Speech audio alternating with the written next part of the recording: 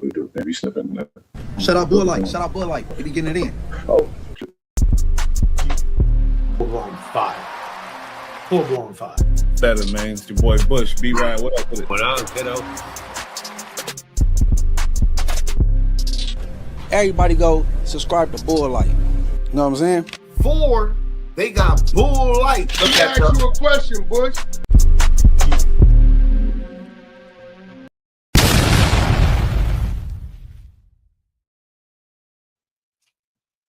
Yo, what's going on? Can you hear me, Bush? Oh, your mic's off. Okay. Turn your mic back.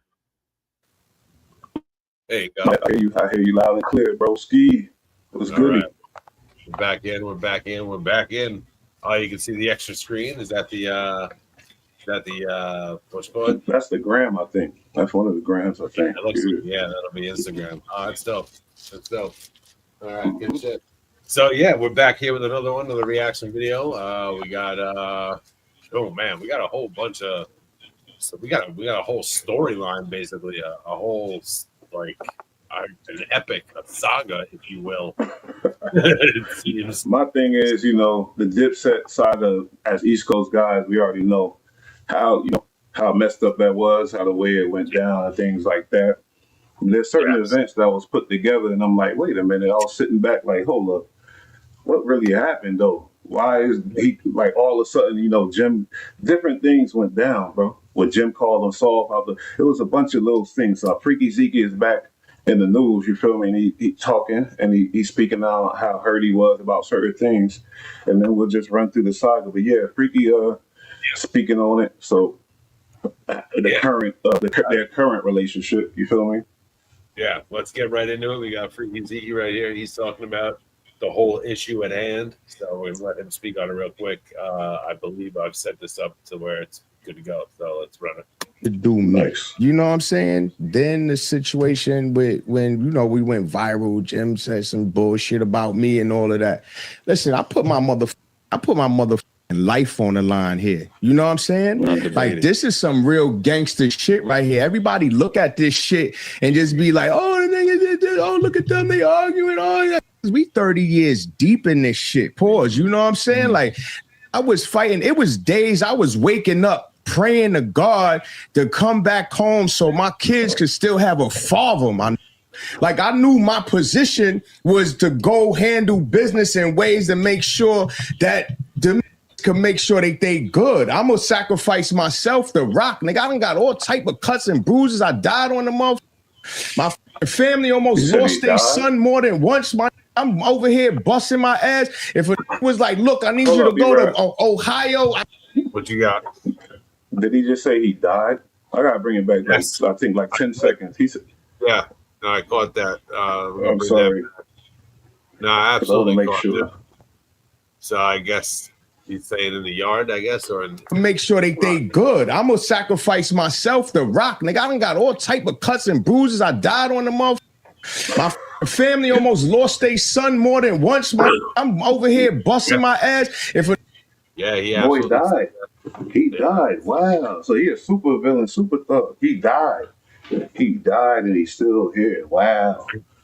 That's amazing. I ain't lying to you, man. That's crazy. Yeah, okay, let's give it up. He must be the super. It does happen. It does happen. He the way he said it, it sounds comical the way he said it for sure, but you can definitely get into a crazy fight and flatline and code out and stop breathing, and then they bring you back. And Bravo, you're right. Kudos, but technically you are dead at that point. But the way he's describing it is awesome. He makes it sound like I'm one of them ones, super villain, which is cool. But we're gonna explore it. I'm talking about like this for a reason. We're gonna build up to it. But the way he's describing it. Wow. Okay. Because I can't use that excuse of he's a he's a civilian. Nothing. The way he talking. But let's keep it pushing though. It's all gravy train. I'll tell you what. I wouldn't. If I were him, I wouldn't be going into any big battles off the strength of that idea. But that's up to him. But keep this moving. I just want to hear what Jimmy. I mean, I want to hear what what he has to say in the rest of this. Was like, look, I need you to go to Ohio. I know we don't know nobody, but just take this shit and go because we need the money to get funneled up to make millions, nigga. I'm there. I don't know nobody, nigga. I bust my ass. Hey, I go out here, almost died on several. What's What that? did I say about his character? What did I say? The homie said, go.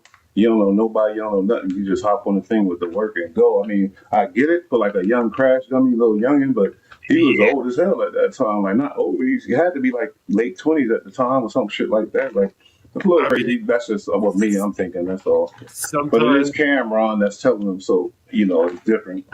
And also, I mean, this is just from a work standpoint, but when you're going to a new place at OT and you got to make something pop in a place that you don't really know, you don't want to send some young crash. You want to send somebody that knows, that's done this before, someone who did it with you when you were younger, and now you're calling the shots, and you know this guy knows the business. Send him out, make sure he can get it smooth and operating quick. Then we can send the crash out to continue running it proper. Okay, good point. You know what I'm saying? But like when you're going OT, you don't want to just send any dummy I'm out not, there. Lose your yeah, but money. I'm not speaking on that. You didn't hear my thing is him taking it like that's you talking about something totally that everybody knows. I'll just ask you about his mentality of just like, okay, I don't know nobody out there and he's gone. Oh yeah, but it's scary that as an adult that he's willing to just take to just go and run with whatever they're doing out there. You know what I mean? Like it is like a crash. It's for a crash. It's for someone that's like they're expendable. But yeah, he's taking the ball and running it right now as a grown man. It does look kind of sketchy for sure. For sure. And he shouldn't be bringing this stuff up, really, after what he went through. We'll get into that, but the way he should be bringing up other stuff. Why is he bringing up the criminal activities? But fuck it. Because he's trying to make himself valid. He's trying to make himself like stay valid. You know what I mean? Like he's trying to make himself valid at least in the streets. Because if you can't be valid anywhere else, like, you know, I know why, really. But it was a bad move. That's all I got to say. I know why it's bad. He should have did some other. Well, it's all. Keep it pushing. I don't care. I just want to say this real quick. The first and the last I ever knew of this guy is he was a rapper. Haven't heard him do much rapping. You know what I mean? He had the 730 dips, one or two mixtapes, but I ain't never really hear him do too much rapping. I heard a couple verses from him. You're right. He ain't really like a rapper like that. But yeah, sucks because I like rap music. But let's see. I just want to see. I know. After 3 minutes, we'll check at that point, but I just want to let it to rock till 3. Through occasions, we can't even talk about me, Jim, or Cam, regardless of certain shit that happened in life that we all can't say nothing. We taken to the grave with ourselves, man. I've been up on a plenty of occasions not understanding a lot of shit, man. So when motherfuckers try to say some shit, you know what I'm saying? Like say some funny shit to me, that shit really me up because I'm out here. That shit me up, Jim. Word. That, you know what I'm saying? You soft. Nah, nigga, you know I was putting myself on the line, scrap. I was dying over this shit every day, even before that.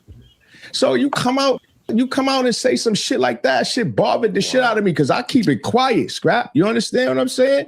There's no need for you to even say my name or mention no shit like that. You know what I'm saying? So I'm like, I'm doing me. You dig? But I was already rocking with my family. This ain't even like a was with the enemy all of a sudden. Cause this proving my point, homie. I ain't gonna lie. Like he brought up. We stay quiet. I ain't stay nothing. It's a bunch of shit I don't know. Let's stay quiet. Because Jim called him, so we'll get into that. But you see, he's obviously concerned about the ratting situation. So that's all I'm saying. And who started that? We'll get into that. But it's just proving my point, man. I ain't never watched this. It's a live reaction. Y'all know how I play. But yeah, no, this is, I've never seen this before either. And I mean, he's just explaining. I don't know. I mean, why do these guys come out here and talk about the things? Am I misunderstanding the way these guys are all talking about the situations, or do they all consistently come out here and make themselves look bad out here?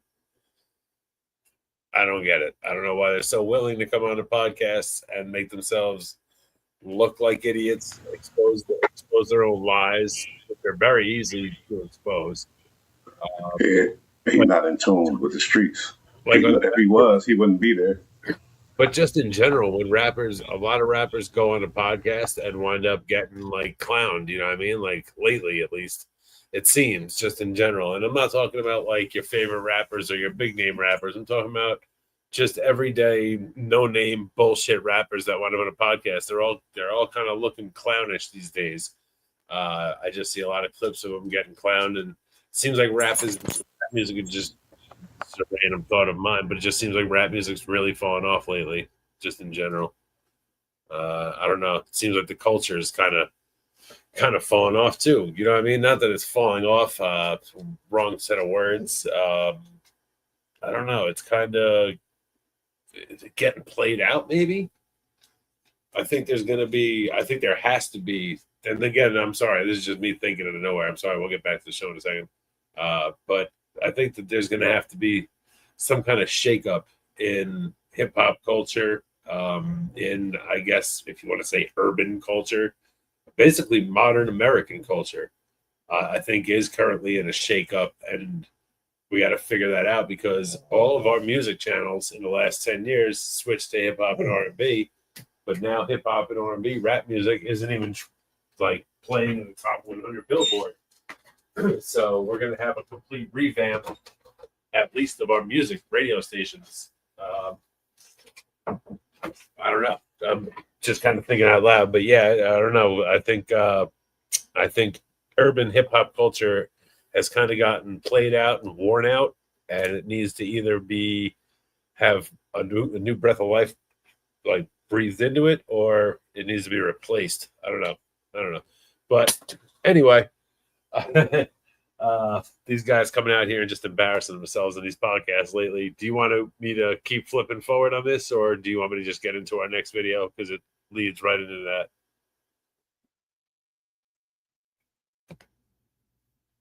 Bush, you still with me? I couldn't hear you.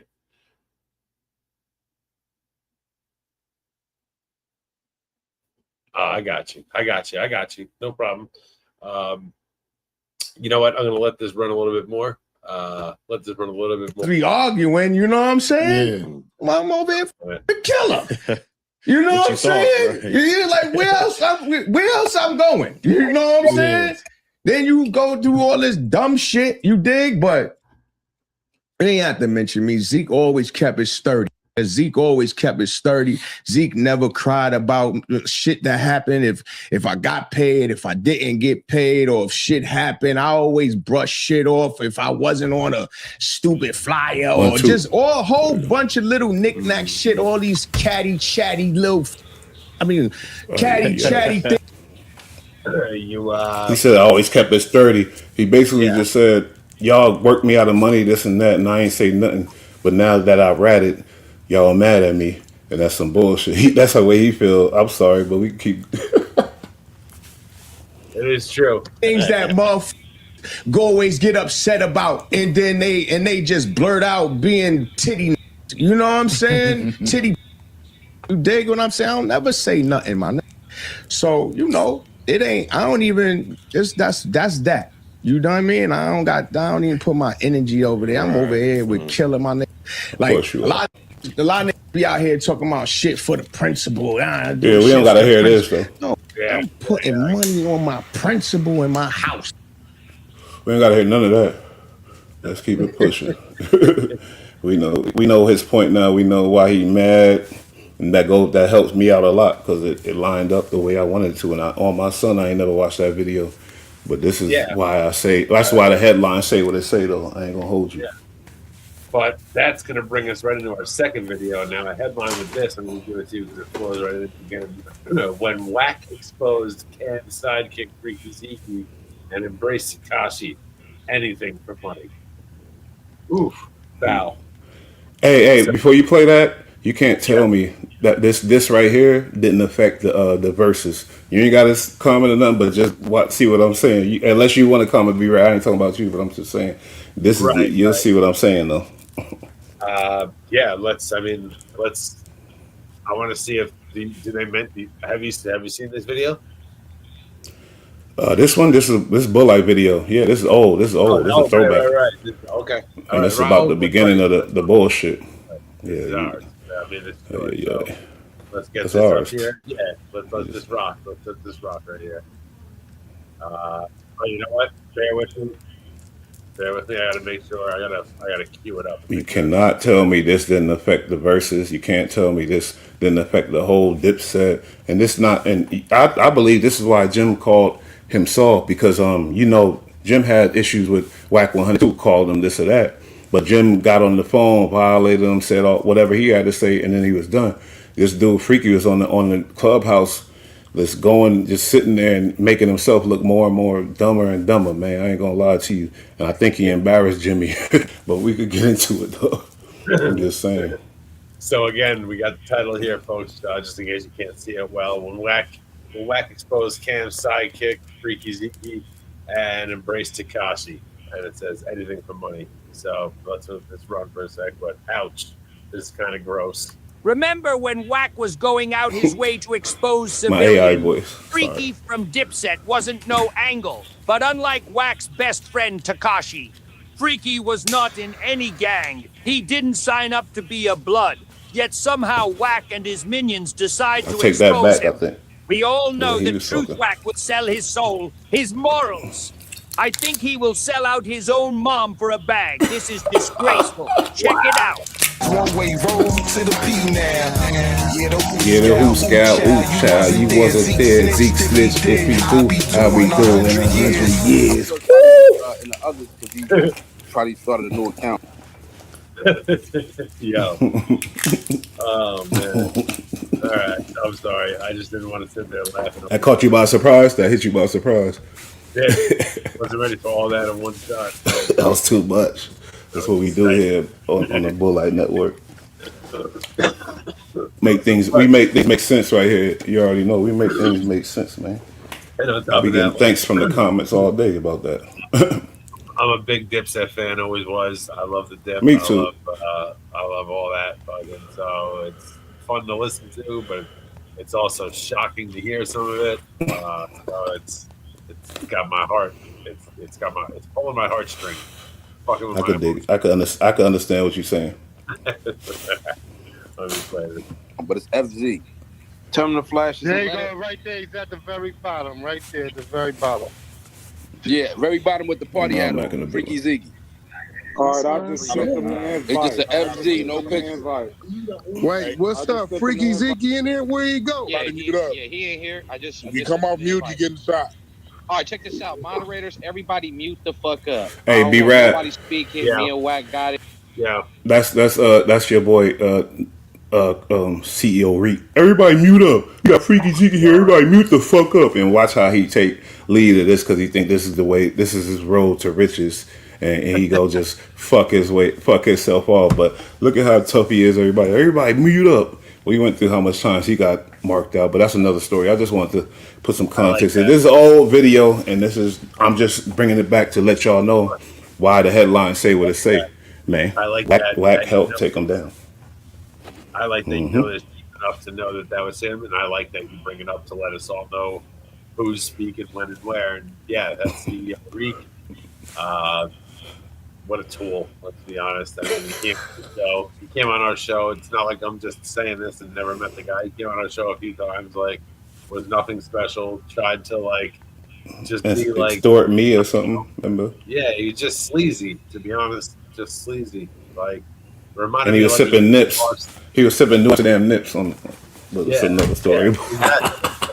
Yeah, he was like a cheap, like a dime store hood, like a hustler, and I felt like he was low class, if you will. Yo, you hear me, BullRad?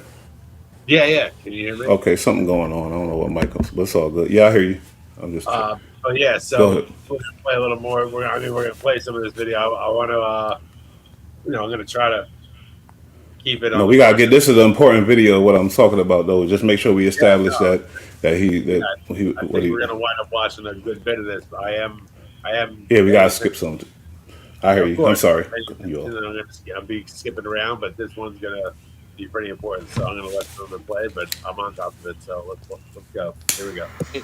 Nobody speaking, no sideballs because my mic ain't that loud. Freaky Shut Zeke, you up. It there? ain't that big of a Push the mic deal. button and unmute your mic. The mic button at the Got bottom right. excited. It's a little microphone. They're Push really that button. dick You're riding muted on right now, Freaky. they're dick riding like Reek doing what Where he? Oh, there you go, right there. Yeah. That might Yeah, not.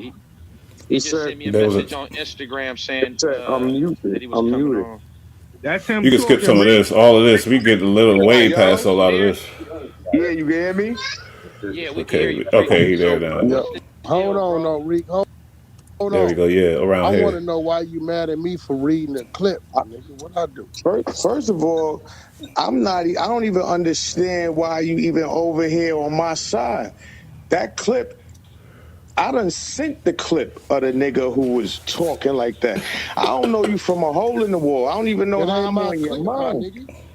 I'm just reading. They taught me in grade school how to read. Nigga, put up a link, nigga, like a link to music. You hit the link, you hear the music. So what you mad at me for? You don't, I'm not even, I just don't understand what type of time you on because one, the shit ain't official. Two, I It's super put the official. nigga who was No, you told talking. it say you was a rat. Like it say you was a fuck. This is Niggas the start saying what detrimental they say. Brother, downfall of listen, bro. Dipset. The beginning. I'm not worried about that.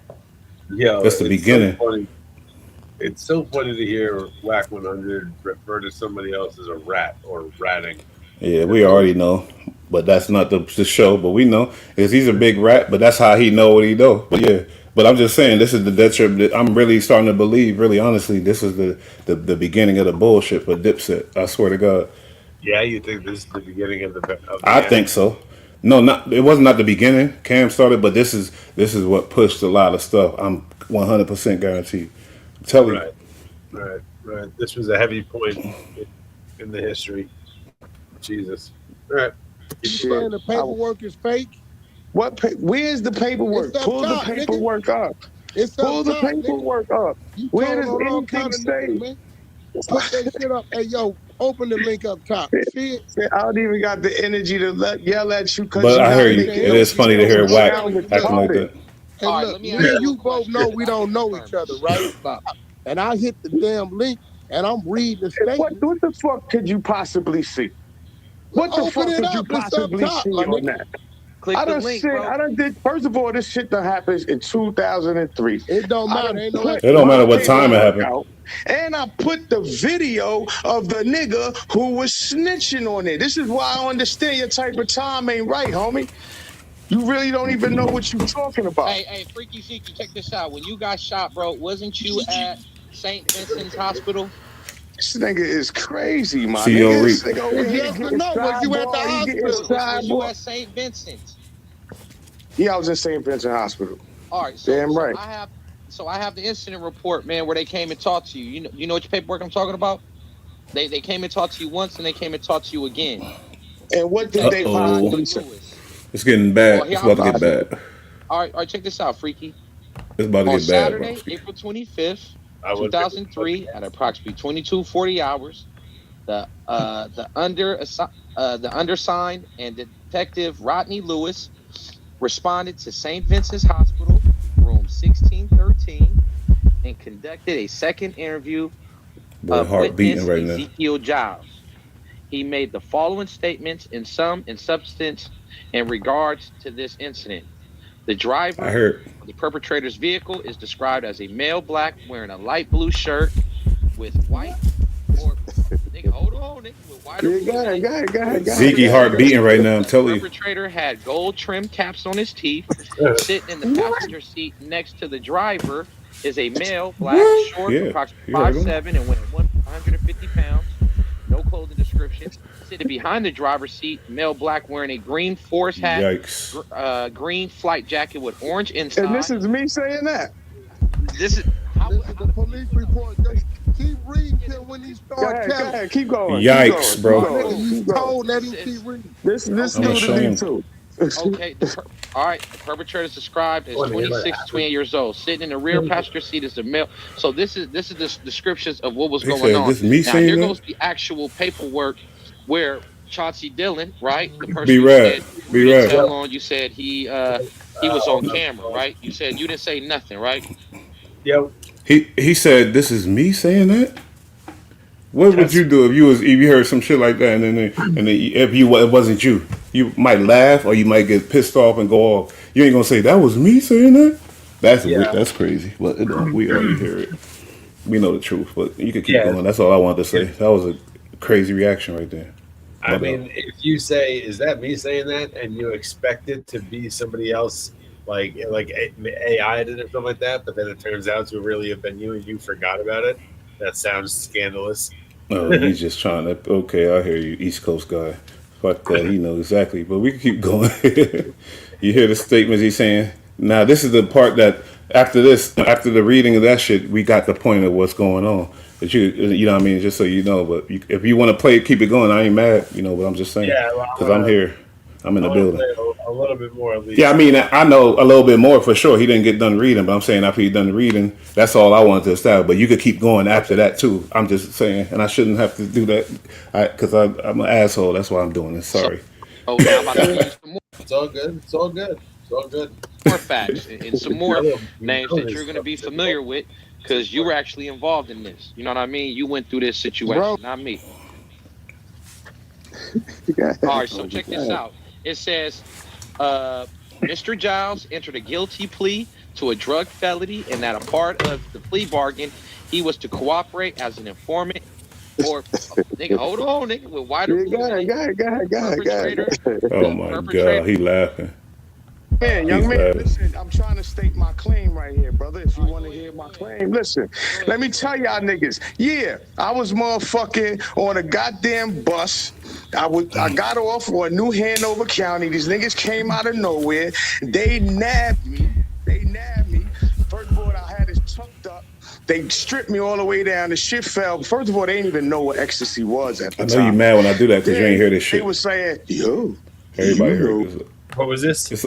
I said, I know you mad when I do the loud heartbeat because you ain't hear this shit. But sorry, everybody know this shit. I'm getting to a point here, and I'm playing that heartbeat, but I turned it down for you too. And you should be ashamed because this is on our channel, so it don't matter. So go ahead, play it. I couldn't even hear it. I'll be honest. I couldn't. Exactly. Even I seen you look at me like, really, motherfucker. I see it, but it's all good. Everybody know what it is. Hey, I'm getting to a point. It ain't about this specifically.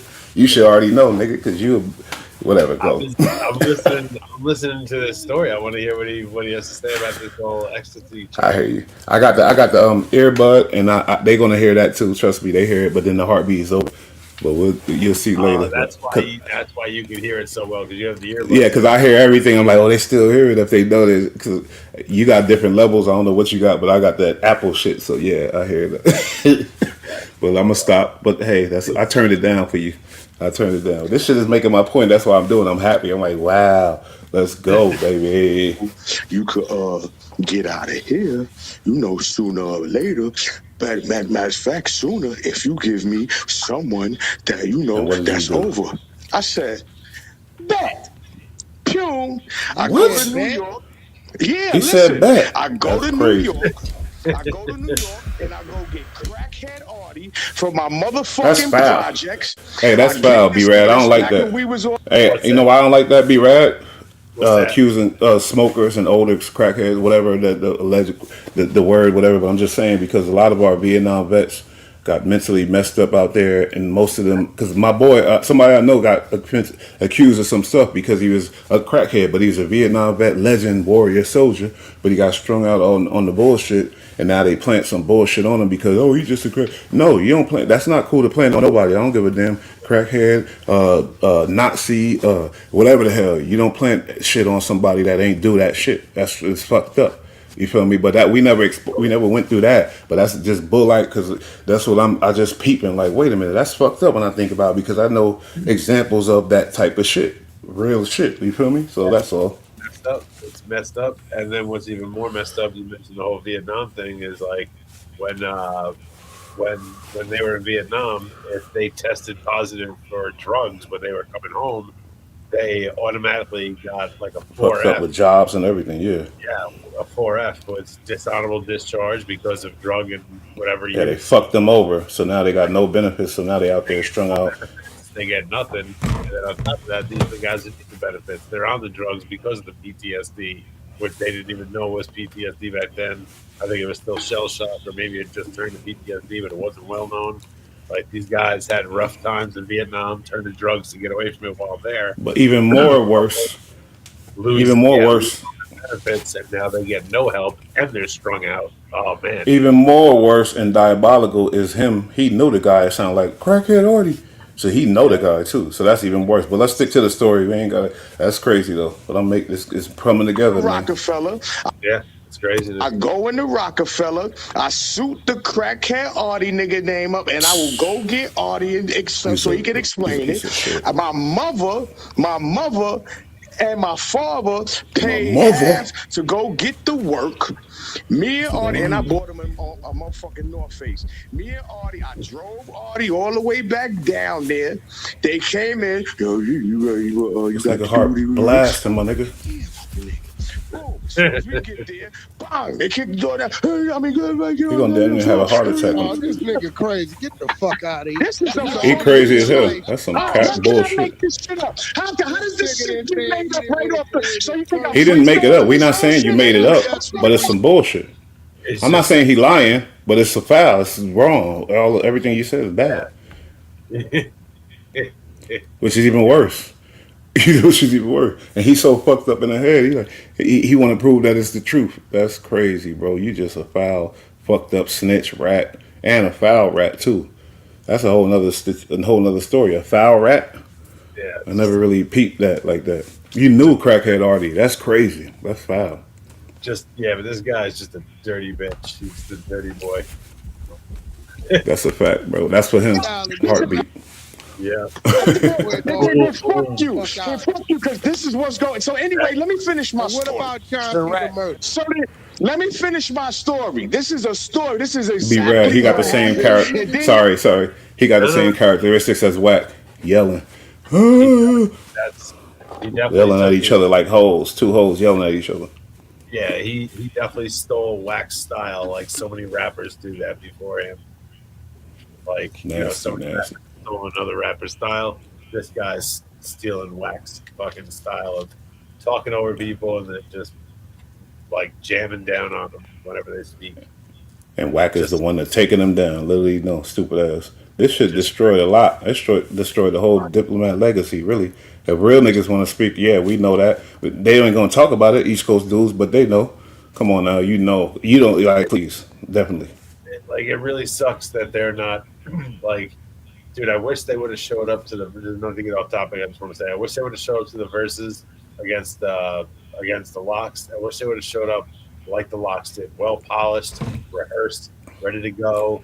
Like, but I still think they wouldn't have won because hip hop is so real. The Locks, they wouldn't have won. I hear what let me make you see. You cut off my point. We heard your point of like I still wish they pull up. Now I'm saying something and you ain't let me finish with my point.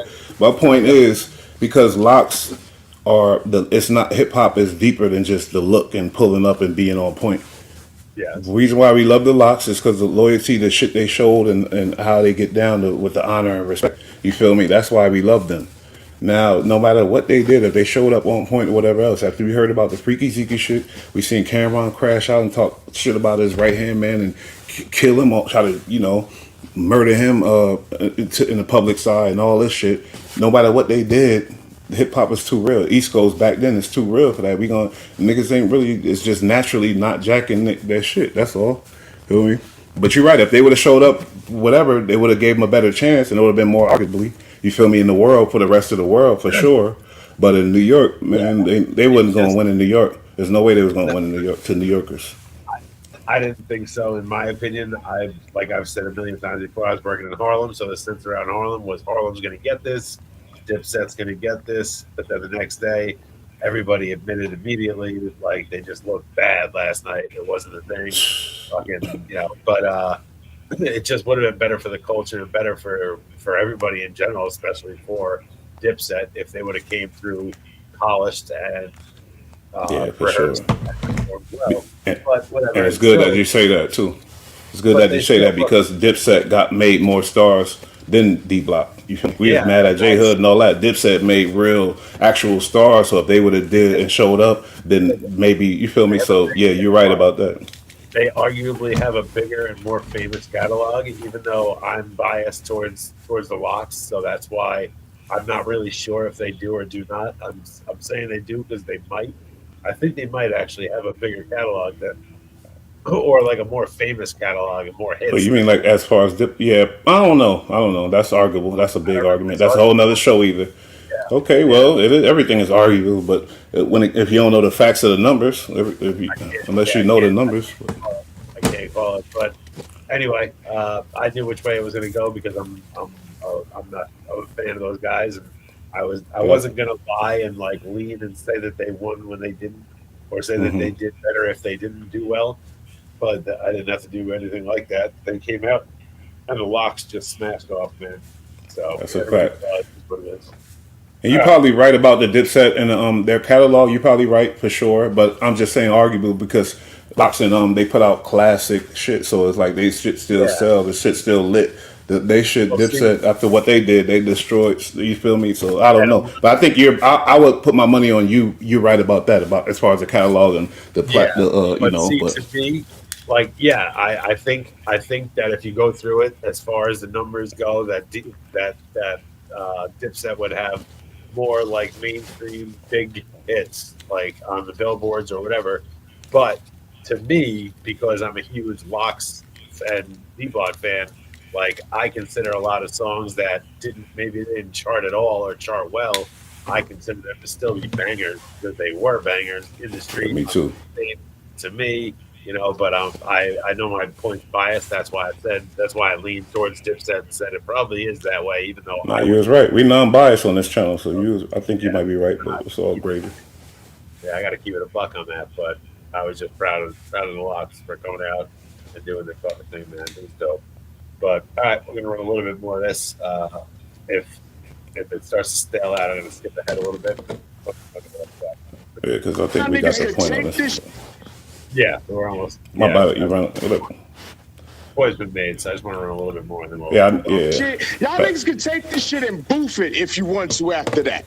Right after that, that was my good. motherfucking nigga locked Artie the fuck up. I'm thinking I'm good. Artie, all they said, all he had was a motherfucking Bible and something in his bag. Artie snitched on me. And Artie ended up doing 3 years off of that. That's exactly what the fuck happened you made up the fake in North snitch Carolina. on tell on you? Excuse me? How the nigga you bit the fake snitch on tell on you, bro? That's the crackhead Artie. That's crackhead Artie. Comment, but what See, about he's so stupid. That's embarrassing. Because you know, I ain't gonna lie, that is embarrassing. As an East Coaster, that's embarrassing. So we're gonna call it on that. But yeah, let's get past that. Sheesh. He got done dirty. He got done dirty by a guy named Crackhead Artie because he tried to bring him in and he tried to frame him. Crackhead Artie and use him, and it backfired like a jackass move. He's no type of gangster. He's no type of gangster. Like I'm sorry. So yeah, that was a video basically of Freaky Zeke being exposed. So the reason why I say did Wack take part in breaking down Dipset? Y'all see where I'm going with this? You feel me? Now look what's going on. Now what happens after that whole debacle that went viral? I ain't gonna hold you. My original video of that one was like it was almost 1 million views. I swear I ain't gonna hold you. But then I had to take it down because I couldn't. Whatever. I don't know why I even took it down. My dumb ass got confused by YouTube.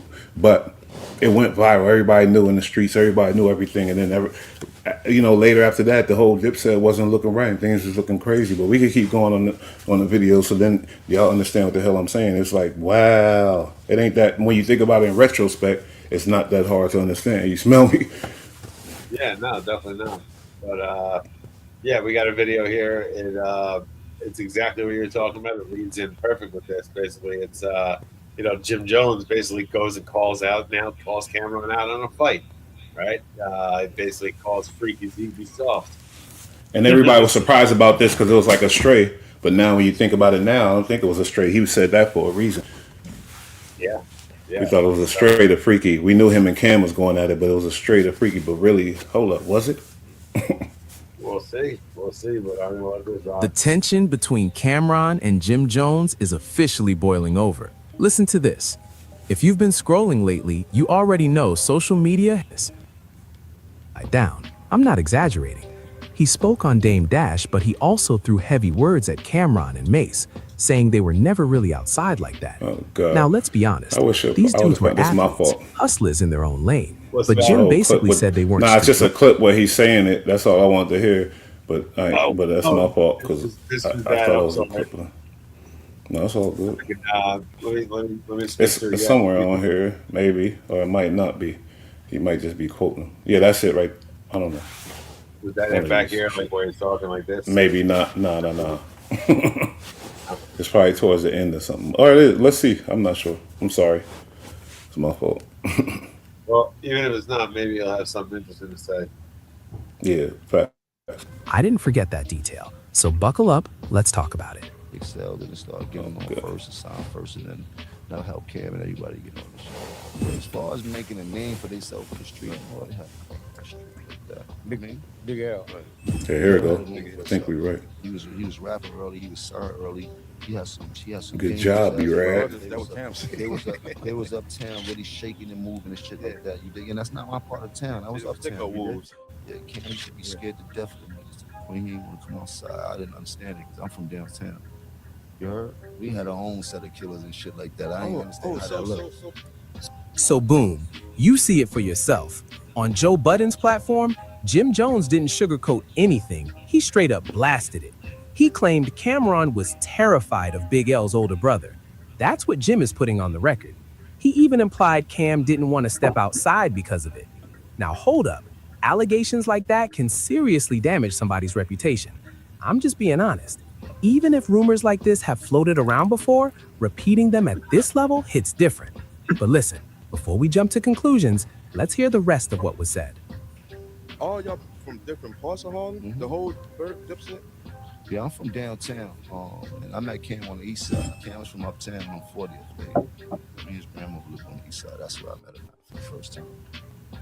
All right, now let's really unpack this, because a lot of people don't understand the Harlem dynamics at play.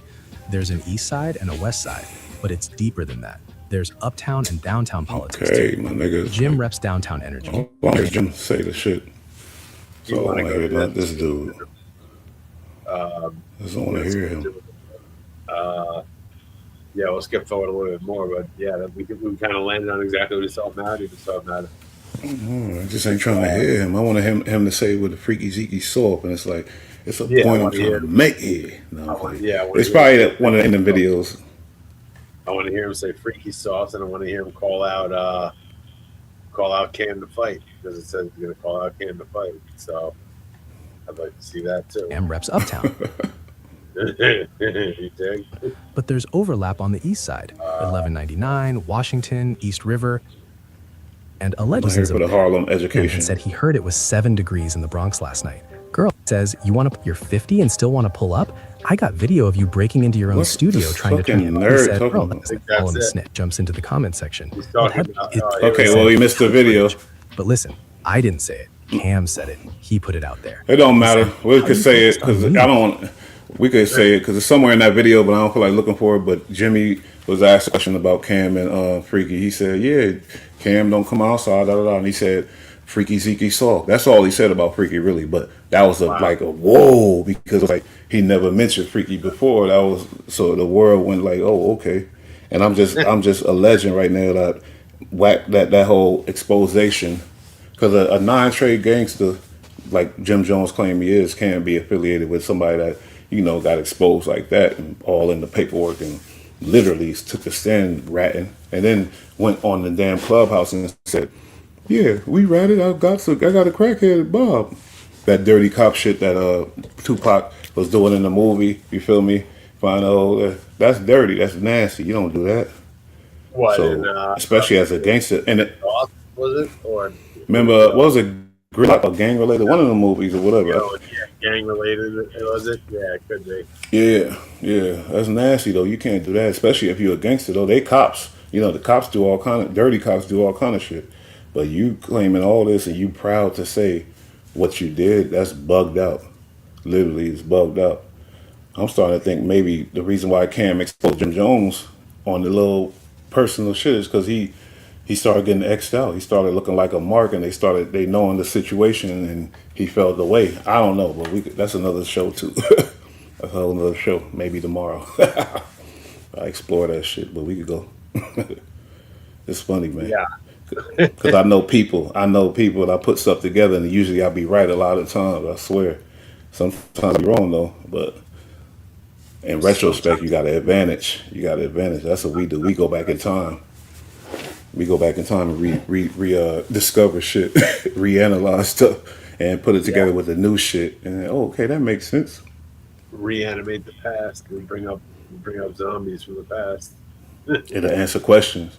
That's why when they say if you don't know where you're from, you don't know where you're going type shit. Because when you know about the past, and it answers the questions of, like, you feel me? If you know somebody and he's acting whatever now, 20 years later, you think about the past, him, and then you could it might help you understand. You feel me? Yeah, you've seen it. Experience, and people are always going to be people. So history is always going to repeat itself because people are always going to think like people. So history always repeats itself. So if you pay attention to the past, you definitely have a guide stone for the future. That's the way to go at it. So guide stone. Don't be ignorant. Do your research. Do your history. Pay attention to the past. It's important. Don't ever forget where you came from, and don't let people make you forget what the history really was. But anyway, it ain't for them, it's for you. My bad. Yeah. Run that. It just make you help better understand yourself, so it helps with everything. But go ahead. We getting on an off track. I got a video queued up here. We got Freaky Zeke and Jim Jones. This is on the Smack DVD. Oh yeah, they was close, and this is even after Cam did all the explosion and all the foul stuff. Freaky was showing that he's still with Jimmy. So yeah, that's crazy. It was like an 8-minute clip. I did skip ahead to like the second. Yeah. I just want to show. I think we just wanted to show, like, look, they were cool even after Cam started dissing. They still remain cool. So why would Jimmy come out the blue? That's all. Let's go. I got some Spanish shit. Got some Oriental shit. Oh shit. Got some black shit. Oriental? Yeah, dim sum in them. You know what I'm saying? Dim sum in them? Yeah, dim sum in them. Yeah, it's funny though. Dim sum. So come get some. Got it for cheap. Now, Jim, man, how's it feel to have your nigga home with you, man?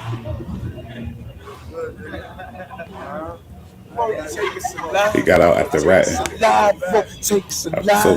that opens up. That's some other question too. Like, hold up, did Jim know what he did? He had to, but another story, another show. He got out after doing some rapping. I would imagine this is off of that case that they were talking about. I think so, but All right. I zoned out, my bad. I can't even talk no more right now. Hey man, y'all niggas thought I was crazy. We figure it out. That's fucking words. Yes, We been stealing since 3rd grade. Never take us alive. Nope. You never take us alive. Nope. Y'all fucking up this interview with this beat, man. This nigga got the 550 and crashed it in a day. No more 4-door. No more 4-door. So what he do? He chopped that. Yo, I'm crazy. This nigga's out his fucking mind. Yo, yeah, we good. We see what's going on, but you see his vibe too. Is something ain't right. That ain't the way a gangster move. He off, and they took advantage of that. He mentally off a little bit. I ain't gonna hold you. I'm sorry. I think a lot of these rappers are mentally off. But if you're dealing crimes with them, then really it's on camera. And then really, I'm sorry. Yeah. Nigga that hired you and put you in the game. That's wild. They're the crew. They're the background noise. They're the crew. They're the background noise for his show. Cam was the you don't give them no work and send them somewhere. Like, if you know that's kind of. Oh no! I mean, look, these guys were confident. They did a lot of ill shit, and whatever. But in the end, it always falls apart. These guys did Yeah. fall apart. When it come to crime, like I see him being the crew, yeah, background hip hop, that's all good, crazy guy. But why when it got bad for Cam, he gave him some packs and sent them on his way, and Cam wasn't even there. It's like, what, you sent this motherfucker? You feel me? So it's just, hey, analyzing characters only, but we can keep going because, like I said, that is another show. I just said 3 shows that I'm putting together in my head right now. Gotta analyze shit, man. The Dipset shit broke a lot of East Coasters' heart, man. Had us all fucked up for a minute. Like, what? Cam invented that viral shit about talking about your man. Because when he sat down in that purple robe, yeah, it spilled all the beans. That was the beginning of the fuckery. The fuckery. The fuckery. But yeah. We got a video here next leading into Freaky Zeke goes off on Jim Jones. Basically, you are a bitch ass ninja. Yeah, this is after he called him Saul. This is after Jim called him Saul. Yeah. Shout out to this content creator. I'm not sure who it is, but I skipped ahead to get through some advertising, so I'm going to pull this up. Shout out to him. He's going to kind of narrate a little bit, but I skipped through most of what he was talking about. Hopefully, we'll just get to see the video. So here we go. Can't get along. Dipset can't get along. West Side Connection can't get along. A lot of these 90s That's true, though. just not getting along. You feel me? So, hey, it's wild work to me, but at the same time, look, everybody's got egos. Everybody's got pride. Everybody's got, whatever it is going on. I'm not saying y'all got to mess with each other like click tight like it was back in the 90s, but at least work together for the fans, for the business, for the money. You know what I'm saying? Anyway, for the money. Freaky Zeke goes off on Jim Jones. Let's take a look at this clip from Freaky as he explains. Let's tune in. Oh, really? Oh, really? Now you putting this on the gram? You said you saw. Everybody knows. Toughest nigga in Dipset is Freaky Zeke by far. It's not even close. Yeah, all right. You're reaching now. Coming at me. That's crazy. Bitch ass nigga. You need to be reaching for some kerosene. You need to be reaching for some coals. You need to be reaching for 2 rocks. Strike them shits together. I ain't even mad at you, brother. I am mad at the choices you make, though. Because those are all choices of what bitch-ass niggas make, nigga. You can't afford to pay your rent and your heat bill. It's warm over here. It's warm over here. You know what, Jomo? Yeah, you're acting like a Jomo-sexual. Wow. But you see what, hey, BullRad, what's fake about this is like a Jomo-sexual. What's fake about this is he ain't have none of these feelings before Jim Jones said you saw. So that's all. That's all I wanted to say. You didn't. Yeah, exactly. Ain't that a bitch? Like somebody calls you soft. Now all of a sudden you're gonna fire off. You got this, that, and the third to say about him, but you didn't have shit to say about him the day before. So even if what you're saying is true, you're still a bitch ass. You look like a bitch for even saying. You supposed to say you saw bitch. Let's fight. Whatever you saw. Let's where you at? Type shit. Now you going in all kind of other weirdo stuff. But just like an example. You have shit to say just that he wasn't talking shit about you. But you saw all this bitch activity and didn't call it out. But now you want to call it out, and like you were standing next to that guy yesterday that was pointing at all of this. You look like a whole bitch, even worse. So like that's the beginning of the end of the through right there. Yeah, man. Just like Cam, his cousin, they relatives. So Cam is gonna say Zeke is the hardest nigga in Dipset by far. When you got Jimmy, that was just a spite to Jimmy. Who brought, who's a elite, man. Come on now. We know Jimmy more dangerous than him. Because Jimmy ain't got to do nothing. He's a leader, Tier 1 rapper. Jimmy is an elite tier 1 rapper. And we're talking Freaky Zeke is a background dancer. That's what I'm saying. And Jimmy, we know what's going on with him as far as all that gang shit. It's true. Like, sorry. I like Freaky Zeke. He's part of the lineup. He's not in the squad. He was like a big part of the squad. He used to be dressed pretty well. He was like chill. He was in the videos. He was just one of the crew. You expected to see him there. He had a couple lines. What it was. Yeah, I wasn't mad at it. No, the whole thing. Now, if we're not even paid, like you were trash and you weren't shit. So in retrospect. But the reason we love Dipset, the people that was real fans, we knew that Cam and Freaky was cousins. We like that. We knew that Jim Jones was his rolled off on the bottom coming up. They rose up together. We loved that. And then this is a diplomatic. We like that. And every time Jim, we loved that. But then once that fell apart, it's over. That shit is done. That was a big part. That is at that point over, essentially. So it is what it is. All good things must come to an end. It's just sad to watch it go down when it didn't need to go down like that. Yeah, I think that Wack shit was the nail in the coffin for the whole, as far as yeah, man. There's no way Jim could stood by him after that. Anytime Wackery gets involved, things get bad. Ain't that a fact? Ain't that a fact? Yeah, I'm pretty much we done. I mean, yeah, that point we good. I think you feel me. Yeah, we're good on that for sure. Yeah. I'm gonna remove that gentleman's bald ass head from our video screen. We still got some more over here. We got a couple more. Freaky Zeke reveals Jim Jones almost got kidnapped in Chicago after Cameron missed a performance. Did you ever hear about this? I didn't hear about this. I was going to say get through that topic, but actually that's an interesting one because I didn't hear about it either. But it's there because I wasn't. So yeah, we could. Yeah, you're right. We could run that. I guess because I want to know about this shit. If you're trying to expose shit, and it's just goes on to our point that he's a bitch though. Why are you bringing that shit up now though? But you could go to.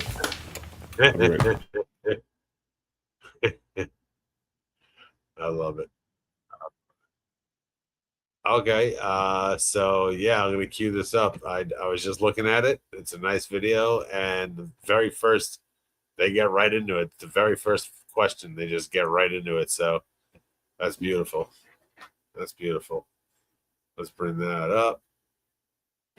Ooh wee, ooh wee. Here we go.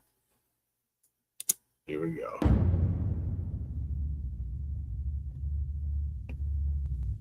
Was you in Chicago when Jim almost got kidnapped? Like, what's the backstory behind that? Hell fucking yeah, I was there with that motherfucker. First of all, this is Cam got some Cam has some Cam always had the reason why we went to Ohio. The reason why we went to Ohio, and I'm gonna fast forward back, was because Luca Brasi, he introduced. Sound like he want to tell some more. You know what I'm saying? He telling more. He telling more, giving up more information about the criminal activities, but Luca Brasi. Luca Brasi, I heard about him. Yeah, well, they got this guy Luca Brasi. The mafia. Well, I believe he rolled with the Taliban out of Harlem. Yep. Purple City Bird Gang, Taliban, all that. Yep. Yeah, so I think, I don't know, but shout out to the whole Bird Gang. Shout out to all that. And the dude started having convulsions, like real convulsions, like, and was calming himself down by like smoking the weed. So he was calming himself down, smoking the weed, and me and Cam looking at this thing, like, what's wrong with this thing? So I look at Cam looking at this thing like, that should be happening to me. Oh, what's the? He's like, yo, that's your stomach. Like, what is it? He's like, I don't know. I'm like, you don't know neither? Yeah. I don't know. Any nigga with that much theatrics, you know you gotta watch. Right here. Yeah, definitely. This weed right here calms it down. Yeah. You bring this to Ohio? Kill him. Son. Short story short, that was in the whole 1.4 million. Now we talking about in the midst of that. Cam don't know what's wrong with his stomach. We don't know what's wrong with his stomach. We drive to IBS to motherfucking Chicago. We getting ready to do the show. 10 minutes before the show, Cam start having the convulsions I just showed you 2 seconds ago. He like doing that weird shit like, in front of a nigga. rush him to the hospital. Jim goes to the club and it's like, stall him. He's like, can't be in there 20 minutes, get this shit together, give him, dose him up, whatever the fuck. We don't know what the fuck wrong with Killer. They omit Killer. Jim calls me 20, 40, 50 minutes, 30 minutes later, like, yo, come get me. I'm like, what the f? I don't know where you at. You're in Chicago. He ain't sound like that. Somehow. Yeah, definitely didn't sound like God don't know. I don't know how God left because I'm the best nigga to kidnap any motherfucking way. I don't remember shit. I make it back to Killer. I mean, I make it back to Jim. I don't even know if I could do this. If I get on the floor, you see me? You see me? Somehow, some way. You see me? Say this is the gas station where the pump is at. Jim is like this. He's lying. Yeah. Damn, he's clowning.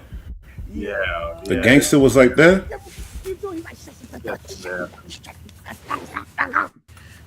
He hop in the van. Boom, we just driving. I don't know where we going. We driving. We get to the hotel. He like, where the Killer? I said, Killer's still in the hospital. So we go to the hospital. I said, what you was doing on the floor? He said, I got the money. I said, you got the money? He said, I ain't bet. These niggas is in front of the hotel the next morning because we ain't never make it. Cam was omitted. We don't know this nigga Cam got IBS. He got immune bowel syndrome. But we don't know this shit. Cam don't even know this shit. He just think his stomach hurt, and when the hospital check for it, they think he on dope. They think he's shooting himself. So Jim go speak to the dudes. They try to throw Jim inside of the truck and kidnap him. Jim weasel his way out. Three niggas come out. It's he clowning. He's doing way too out. much. Way too much. Too much. You want to clip him or what? Yeah, I don't need to go through that. Come on now. You're doing too much, man. It sounds weird what he's saying. The way he's saying it. Yeah, he's just too bad. I'm good on him. He's something else. We got another one up here. It's a flashback video. Freaky Zeke impersonates Cameron and Jim Jones. That's just a clownery video. That's like 2 minutes. That's kind of fun. Let's see how that looks. I like the Vlad video too. I'm making my point though. It's coming together. He had a big part of it. Nah, you're very well versed on this entire situation with anything having to do with Wack and anything around it. So, shout out. Nah, I'm New York too. That's Dipset, man. He's a funny ass nigga when they come in like, boom. I had bought the silver with the orange bottom joints. What's them shits called? Yeah, the phones. I bought them shits like about 2.5, like 3 weeks ago, or whenever it was like a week or two before they came out, or 3. So I'm showing Jim like, I got those already. BullRad, I'm gonna tell you one thing. Yeah. This dude is an example of you putting your cousin on, and the cousin bring down the whole shit. Your fucked up, weird cousin fuck everything on. Cause Cam put Freaky on. Freaky couldn't even rhyme or nothing. Freaky Zeke. Oh, Freaky the toughest. Freaky the this, Freaky that. The name alone is like weird, but that's an example of that. Like, yeah, you bring on he ain't right, but you put him on, and now look, the legacy is shot, and he one of the main reasons. I ain't gonna hold you, man. Real spirit though. Cause yeah, he had no talent. He was just kind of like a team guy, like in a sports situation, he would be what you call like a locker room guy or a glue guy. He's a guy who just he's just friends with the squad. He doesn't really add anything on the field, but it's off the field where he keeps the team together in high spirits, that kind of shit. That's what you would consider. It's like a glue guy or a locker room kind of guy. He's not a number one performer for them by any means at all. Or I'm agree with the homie. He an idiot, basically. Like, you could keep it running, or we could move on because we got a lot to cover. But I got all night, so I ain't tripping. I'm chilling, shit. Whatever you want. real quick. It's only like 2 minutes. Go to the place where you go. You know what I'm saying? And I asked him first. I was like, did Jim get these? Like, nah, Jim ain't even been around here anymore. So I'll give me them shit. Nah, I've been had those. vamping in them shit. He all about making people laugh, making grown men laugh. Because you're not speaking right. You can't vamp like me. I said, where they at? Don't worry. Damn. Hey, BullRad. Yeah. Close him out. Mace Loke said he won't last on a 4-yard. Man. Oh. Wow. And that's probably why he been telling. That's probably why he had to get up out of there, because a nigga like him, with all your theatrics and joking and laughing and all that.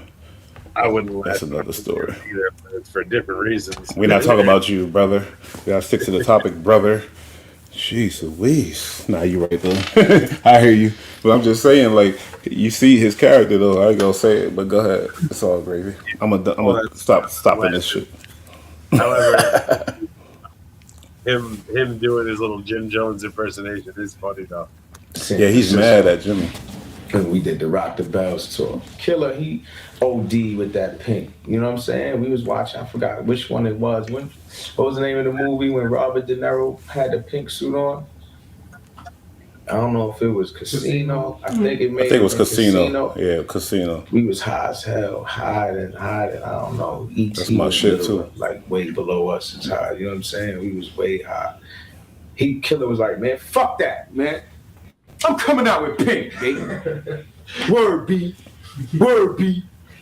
I'm like, oh God. Whatever you want to do, I don't give a fuck. Bang came out with Pink. Pink went crazy.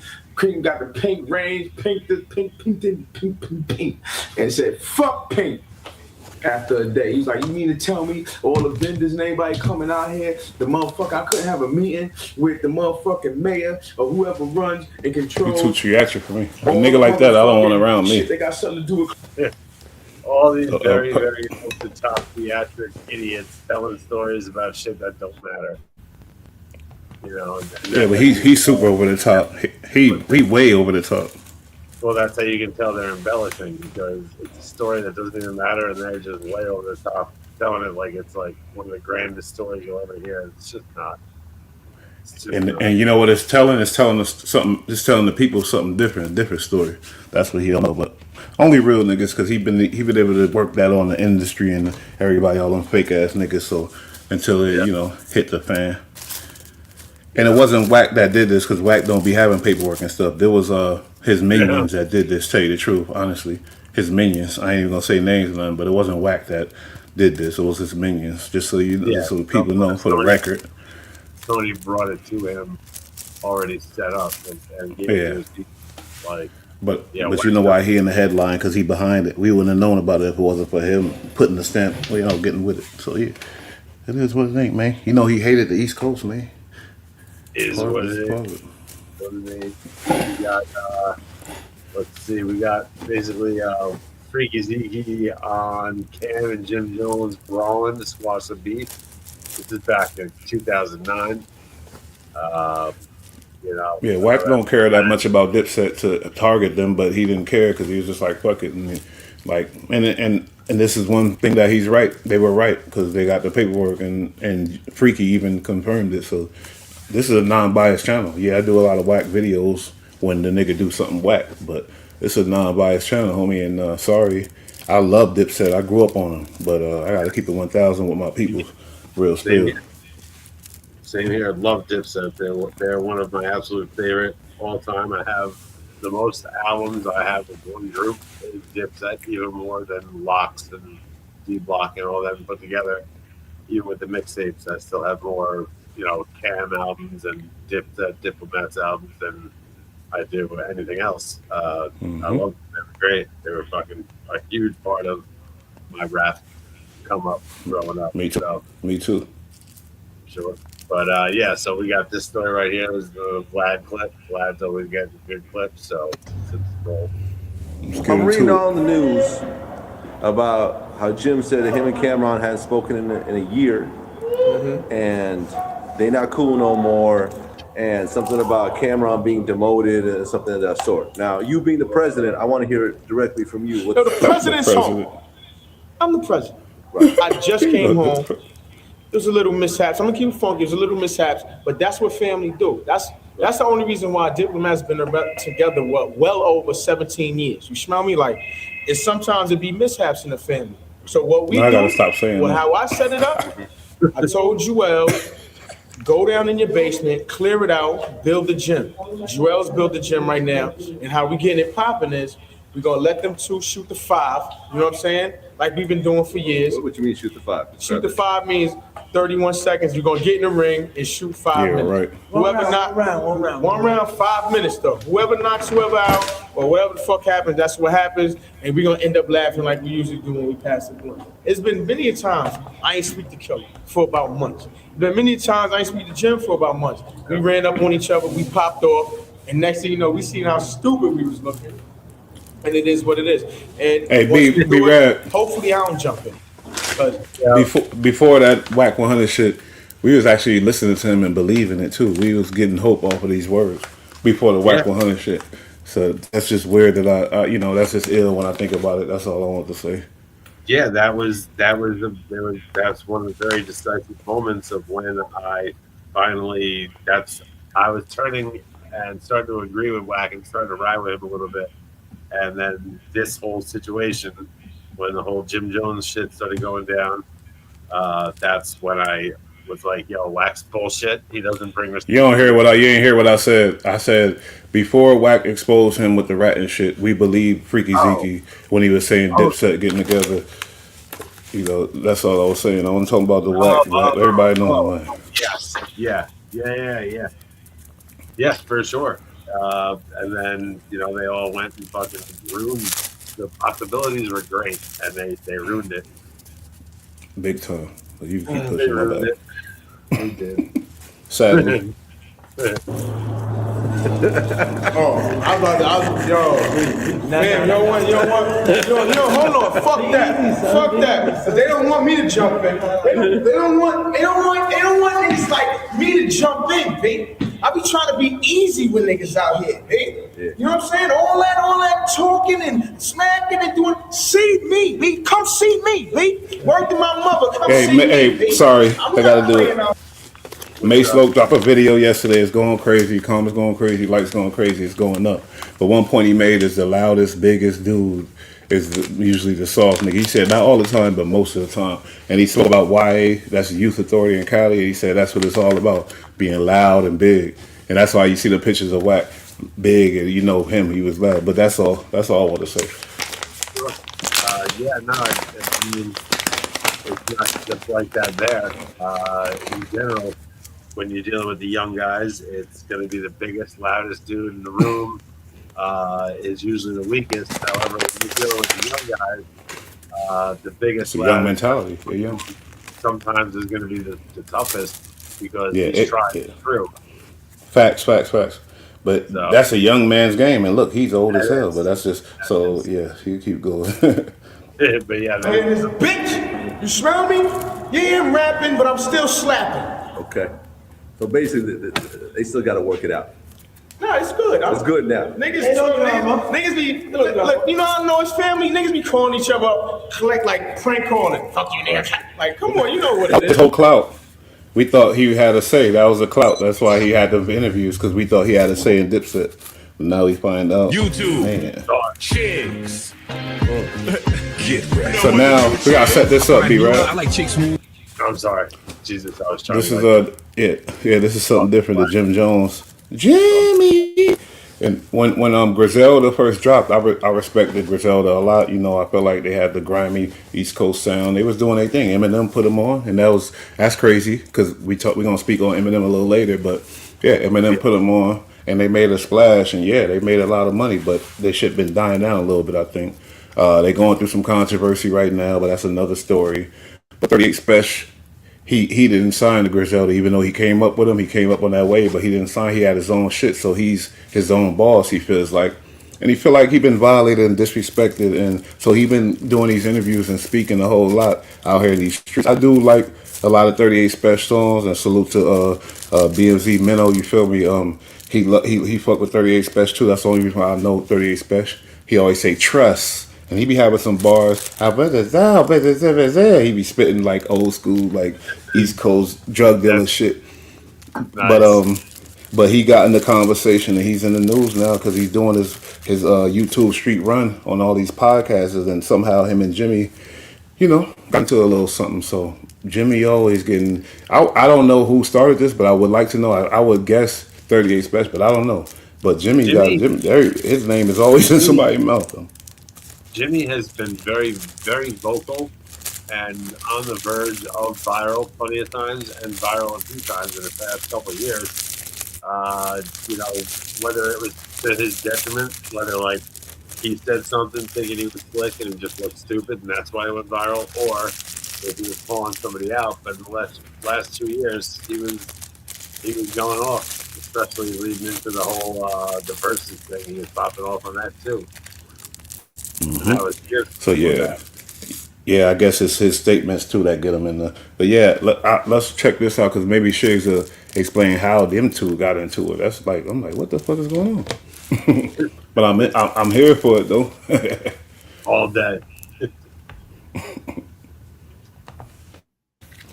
They talk about verses. These dudes they don't know verses or nothing. But we could battle. Let's go to old school. Let's drop the song.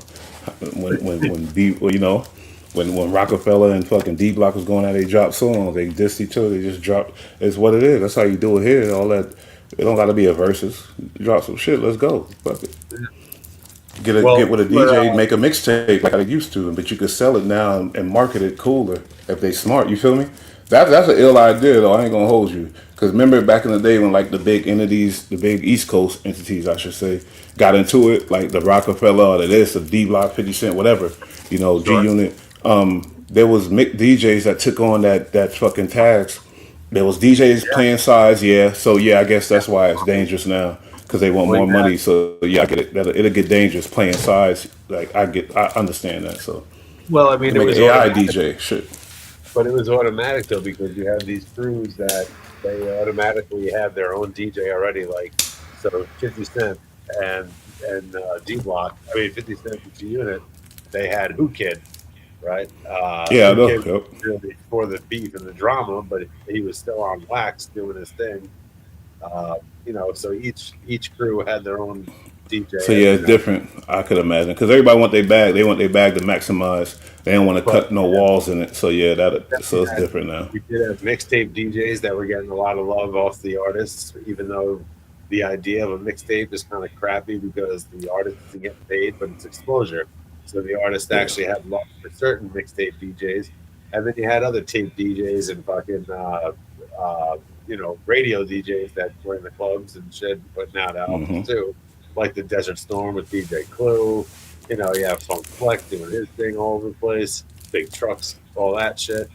So yeah, man, fucking, we had a lot of DJs out here, a lot of people that were. We don't gotta take this over there. We gotta stay with the topic, please. I get it. I was trying to let you go. I was being quiet. My bad. But you were mentioning the 38 Special situation. Yeah. I was saying my bad. I was saying like every time you hear about these artists on the levels talk about battling, they say a versus, and then you never see nothing. Back in the day, they wanted heat.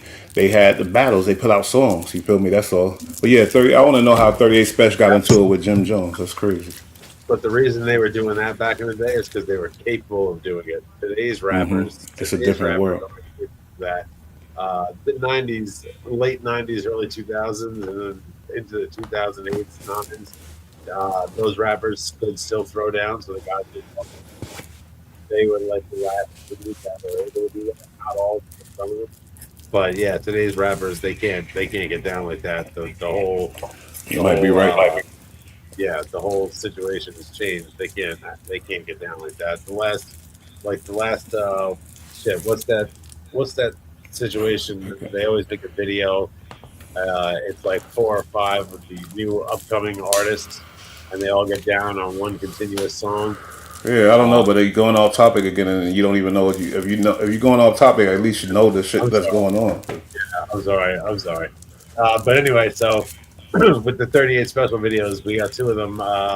Basically, the first one is Jim Jones goes off on 38 Special and MC Chan, disrespecting and basically calling him out.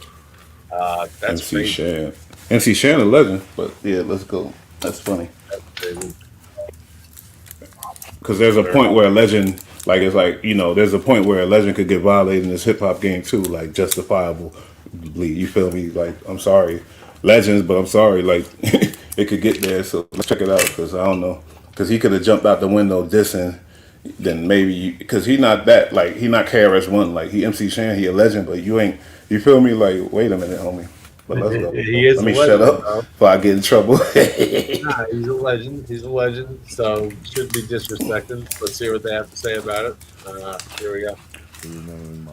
My records and shit. You can't do that against Cam in the verses. Why you can't be forgetting like what's going on. Got a better catalog than over 90% of the rappers out of New York City in history, I would say. Not to be like, but there's been a lot of rappers in New York. Also, Jimmy did it. Jimmy started old records, more than one of them, like albums and shit like that. That's, you dig? I got real platinum singles and shit like that. Like some of your favorite rappers don't have nothing platinum. You heard? That doesn't make me better than anybody and shit like that. But statistically, I got a hell of a catalog. I mean, from every album that I put out, I had a dope ass single on a dope ass record. So, especially in New York. Yeah. New York, hands down. I know I got 20 records I could do on my sleep. Absolutely nobody stepped up. Nobody said, yo, Jim, you're absolutely wrong. Here, let me prove it to you. It was so fucking quiet last week His from voice every kills New me. York rapper that you could He's hear. foreigner. However, one brave MC, I love his content. I can't say this because I love his content, but it's amazing how these foreigners come and just regulate and navigate, because I know why, the consistency, and they come with the, you know, the quality sound and the scoop. But that's another topic, so I don't, I'm sorry. Yeah, they got. So, oh man, yeah, you're right. All right, well, I should my mic when I have those type of thoughts. Because you hear me, you stop it. It's my fault. My fault. all good. All good. I challenge you. Let's actually get it in. Now, last night, Jim Jones actually responded back to him. He said, you still got unfinished business with KRS-One. Respectfully, you're older than me. Handle your scandal from the 80s. Leave me alone. Wow, now, damn. MC Shan responded back to That was Jim a low Jones blow. with this video explaining the reason why he wanted A to good blow, though. Check this out. This has partially what the fuck you said on it. You need to go sit down. I'm sorry. Jimmy. Mr. Jim Jones, Capo, right? But it goes deeper, right? No, Because you for real. do records with my cousin. You know, sick. I'm playing. I seen y'all on the record together. You don't play with me like you don't know what I'm saying. So now, I got my cousin looking at me like you old ass. Well, what? Hey, come on now, stop playing. I just can't. I'm getting pressure from you saying that shit, and I'm getting pressure. Respect that he's still in the vlogs, though. Respect that we even talking about him. I know she's looking at me like, nigga, he's still relevant. but y'all thinking that it's Yeah. so old. No, it goes deeper than Indeed. this motherfucker. Yeah, niggas on records with my cuz. It's like, you know, there's a connection there. And she can't be looking at me like I'm no sucker if I don't say nothing, son. Yeah, I'm with you, OG. Fuck it. That shit.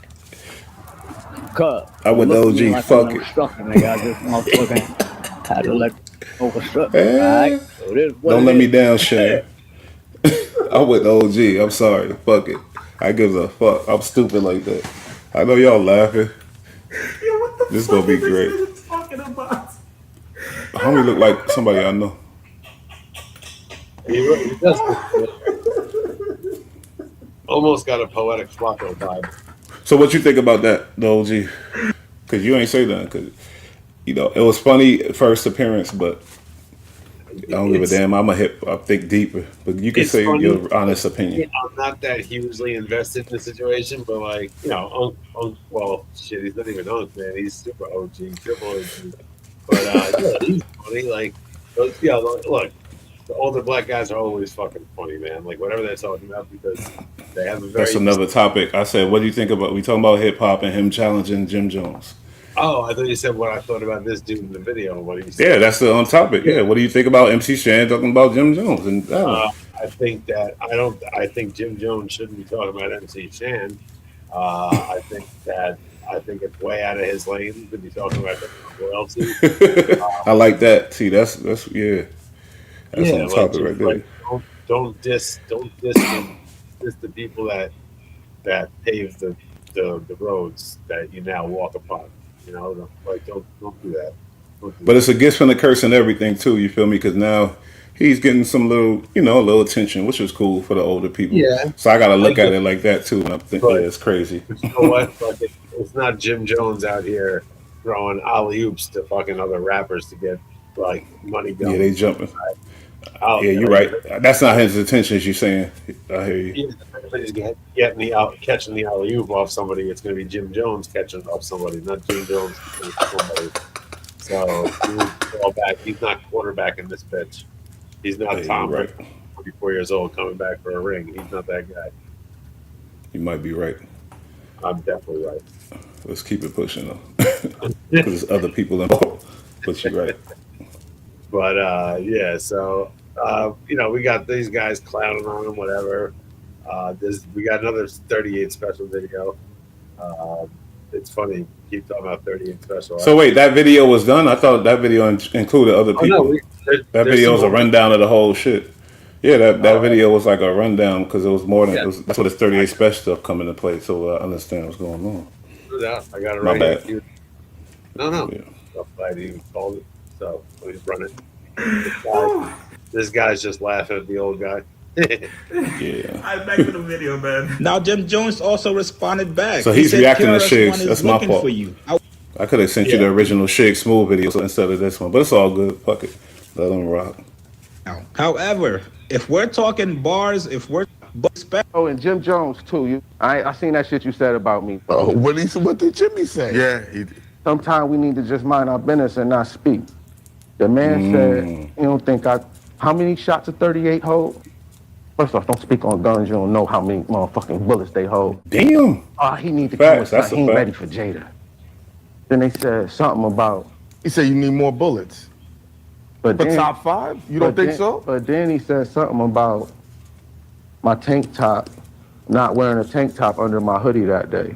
Like, we ain't catch that. But they Fashion said, shit. oh, you can't, if your drip ain't right, you really can't battle me, especially if you not wearing tank tops under your hoodies and shit like that. Bro, we talking about bars, we ain't talking about drip. Facts. Right? I agree with that. And here we go back to these old ass men talking about the wrong shit. I ain't talking I about, agree. we talking about houses and assets. Why is we talking about I agree. And so, but on some real shit, this is what I got to say about that. Jim, you ain't qualified to speak on this. It's about niggas with balls. It's about niggas that know how to rap with balls. You've never been mentioned Jimmy in that got bars, conversation. though. Nobody never said Jim Jones smoked everybody on the track. You ain't qualified to speak on this. This is for niggas that really know how to rap, that got balls. And we leave that like that. Now, Jim Jones did respond back to 38 Spesh. He said, give some free promo. Talk your shit. I want to see you win big. But talk to Jada about that. You don't have enough money or stripes and your fit's trash.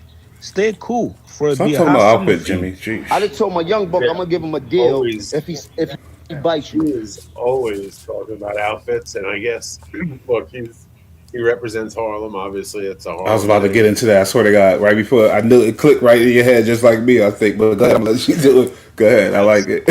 Harlem does. That's what Harlem does. Harlem is all about the style, about the flash. They got to be on the cutting edge, inventing the style and staying with it. And I mean, And that's another lane too, So he gotta, if he support that lane, he could create it and make it a thing, like because it's a lane, it's a way to make money, like you said. And he from Harlem.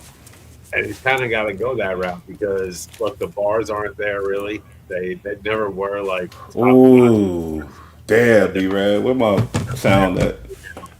Where my sound at? You fucking killed me right there, boy. That was a point. See, that's the shit right there. You on fire.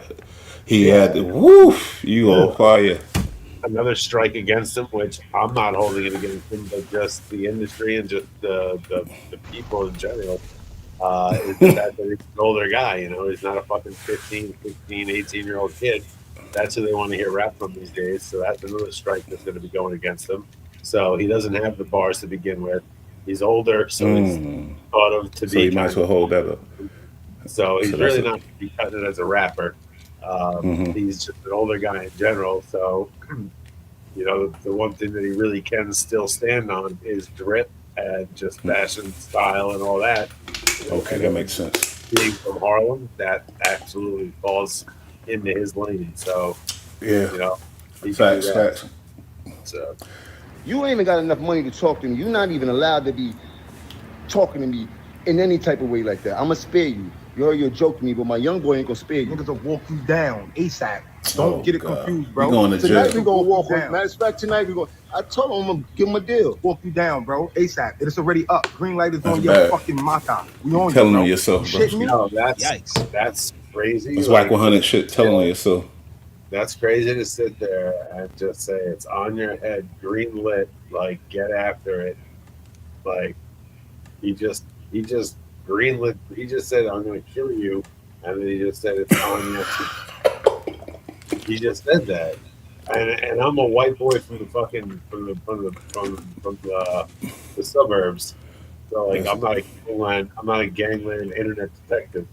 You know what I mean? Like this guy's a fucking idiot for saying that right there. That's different. That's different. That's crazy. But all right, let's And he talking about 38 Spesh. See, he wouldn't do that with nobody else. He talking about Spesh because, you know, because he from up there. He think, oh, we from downtown. Let me show him some da da da. But you look, that's not cool. And we talking about hip hop. Spesh ain't say you a bitch. He ain't say da da da. Like I ain't hear none of that. Or maybe I'm missing something. Yeah, no, he's gonna wind up downtown. He's gonna wind up down at One Police Plaza. Shit. Fuck that. Yeah, that If wasn't I'm cool Jim for me. Jones, this is the perfect time and opportunity So we to got go the- at somebody. And I think hip hop fans would also want to see this battle. Even We got though the point on Spesh this and one. Jadakiss got their own I thing can't going take on it. I right can't now, take this it. would I can't. actually. Can I that's take it? boy- Sorry. That's your boy with the accent. You I love fuck that. with him in the content, but I just can't. I'm sorry. But I get the point on that video. It's like, yeah, I get it. I mean, You know what you yeah, should do? he got war with Spesh and Homie. You know That's what you crazy. should do? You should like mute it, and then you should try to go to another About talking about it? Well, No. mute it to another and have it read the subtitles. Have it put up the subtitles and have it read subtitles in a different language. Like, But I'm not here for his opinion on the situation. That's the whole thing. I'm just here to get the scoop on what's going on and get my opinion on it. That's all. Like that's what we do here. I'm not here for his point of view. You gotta get some more, a couple million subs for me to just even try to listen to your point of view and play it for my peoples over here. I just wanted to know about how that's 38 Spesh. If he explained that, cool. I'm out. I'll react to that. You feel me? That's what we do here. That's all. speaking of which, we got this one last Jimmy Jones video right here, right? It says, Jim Jones drags the little homie into the 38 special beef, question mark. Says you broke. 38 Spesh exposes Jim Jones. So we'll get into that. Oh, yeah, this is the shit I'm talking about. Exposure. We own that. So yeah. Here we go. You ain't qualified to speak on this. This bars. Our niggas that know how to rap with bars. You've never been mentioned in that conversation. Nobody never said Jim Jones. Damn, that hurt Jimmy. That hurt his You ain't feelings. I know qualified it to did. speak on this. This is Yeah, we had heard that earlier in the first video. Yeah, that did hurt him. That hurt him. I know it did. I'm telling you.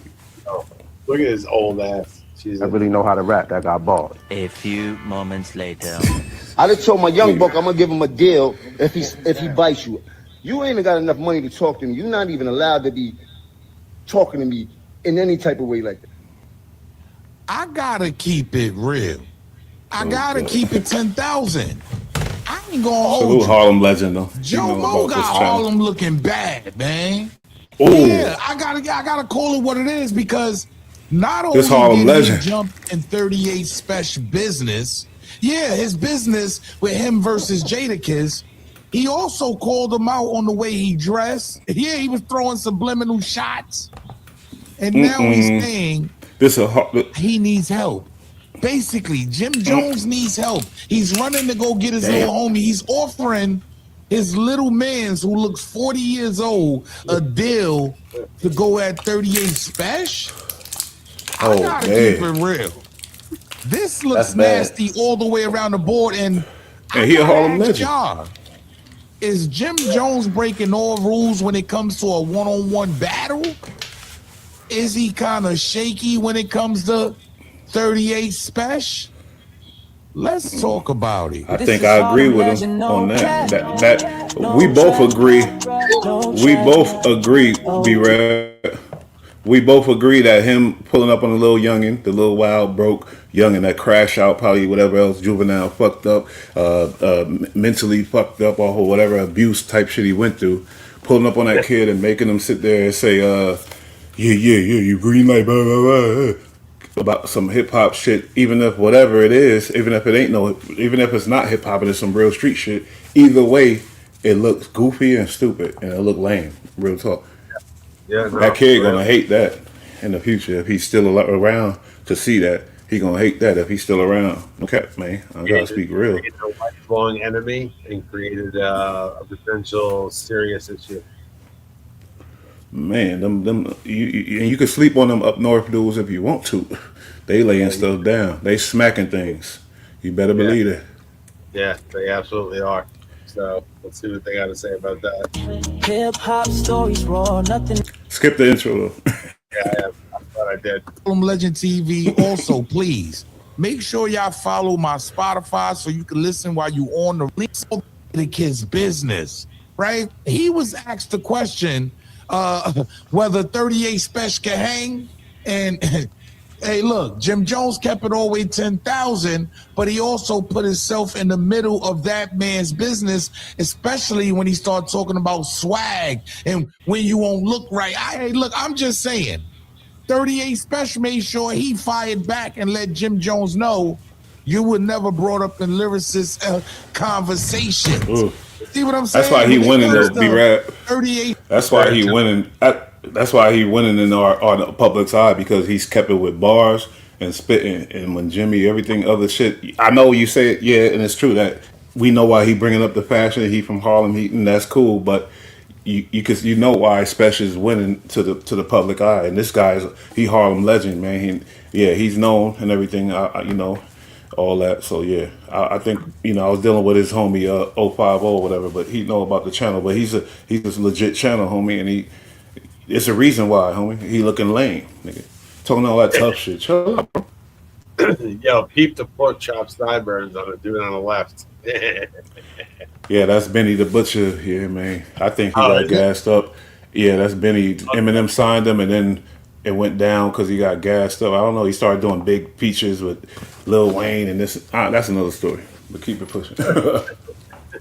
That's just funny. Benny the Butcher, and he's got pork chop sideburns. That's funny. Yeah, that's Benny. That's Benny. All right. Spesh, Rochester, Buffalo. Come on, Benny the Butcher. Conway the Machine. These guys is lyrically inclined, right? And they talk that trap rap. You feel me? They definitely speak within the trap rap situation. And to be honest with y'all, yo, look, man, 38 Spesh is hard. I ain't gonna hold you. I've been looking at his freestyles. He's fire.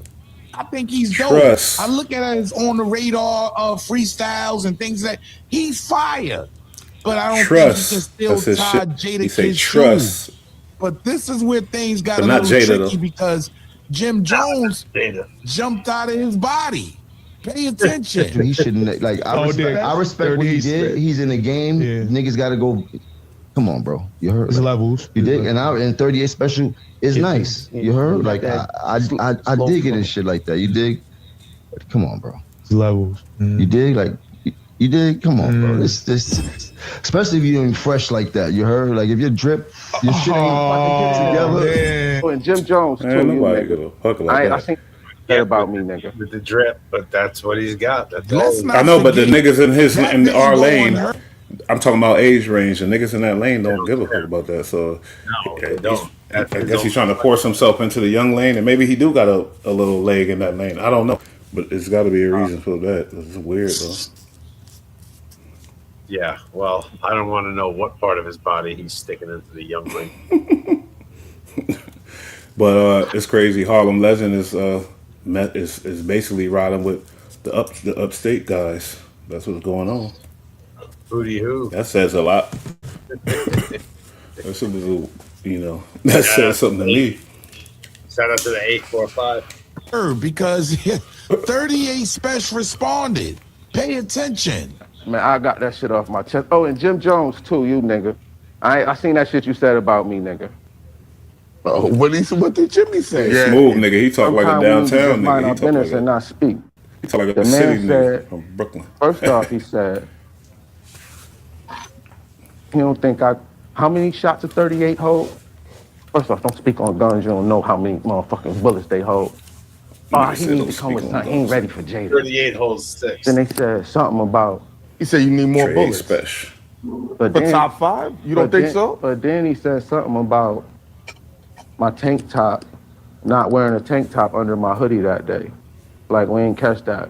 But then said, Only thing is, you look lame by knowing everything he said. You look lame by knowing par beta with everything he said. Just say, man, fuck that. I heard that little slick shit, nigga. Da da da. Let me teach you, because I'm a downtown city boy. Let me teach you, uptown boys. You ain't supposed to know none of that. You ain't supposed to know none of that specifically. What he say? Just say, nigga, I heard da da da. If they say, what do you mean? Just say, yeah, nigga, just know I know. Type shit. Be cool with it. He look lame to me for knowing every specifics.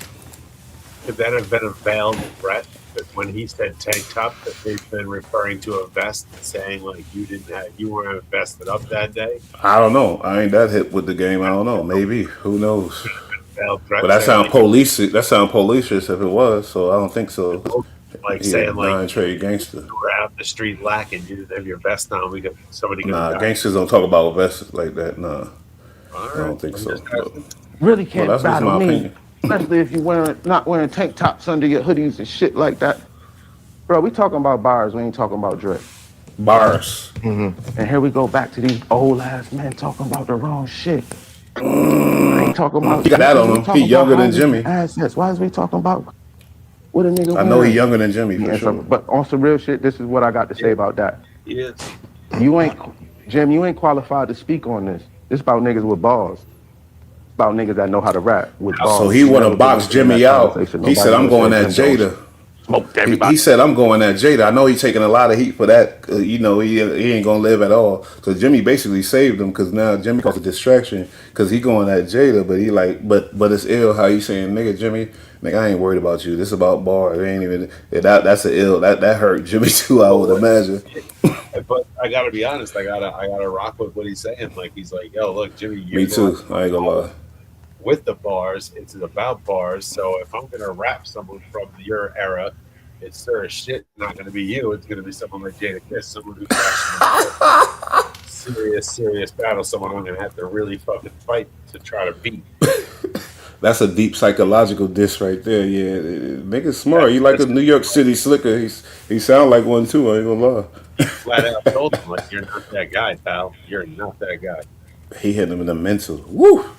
I like it. I love it. Fucking love it.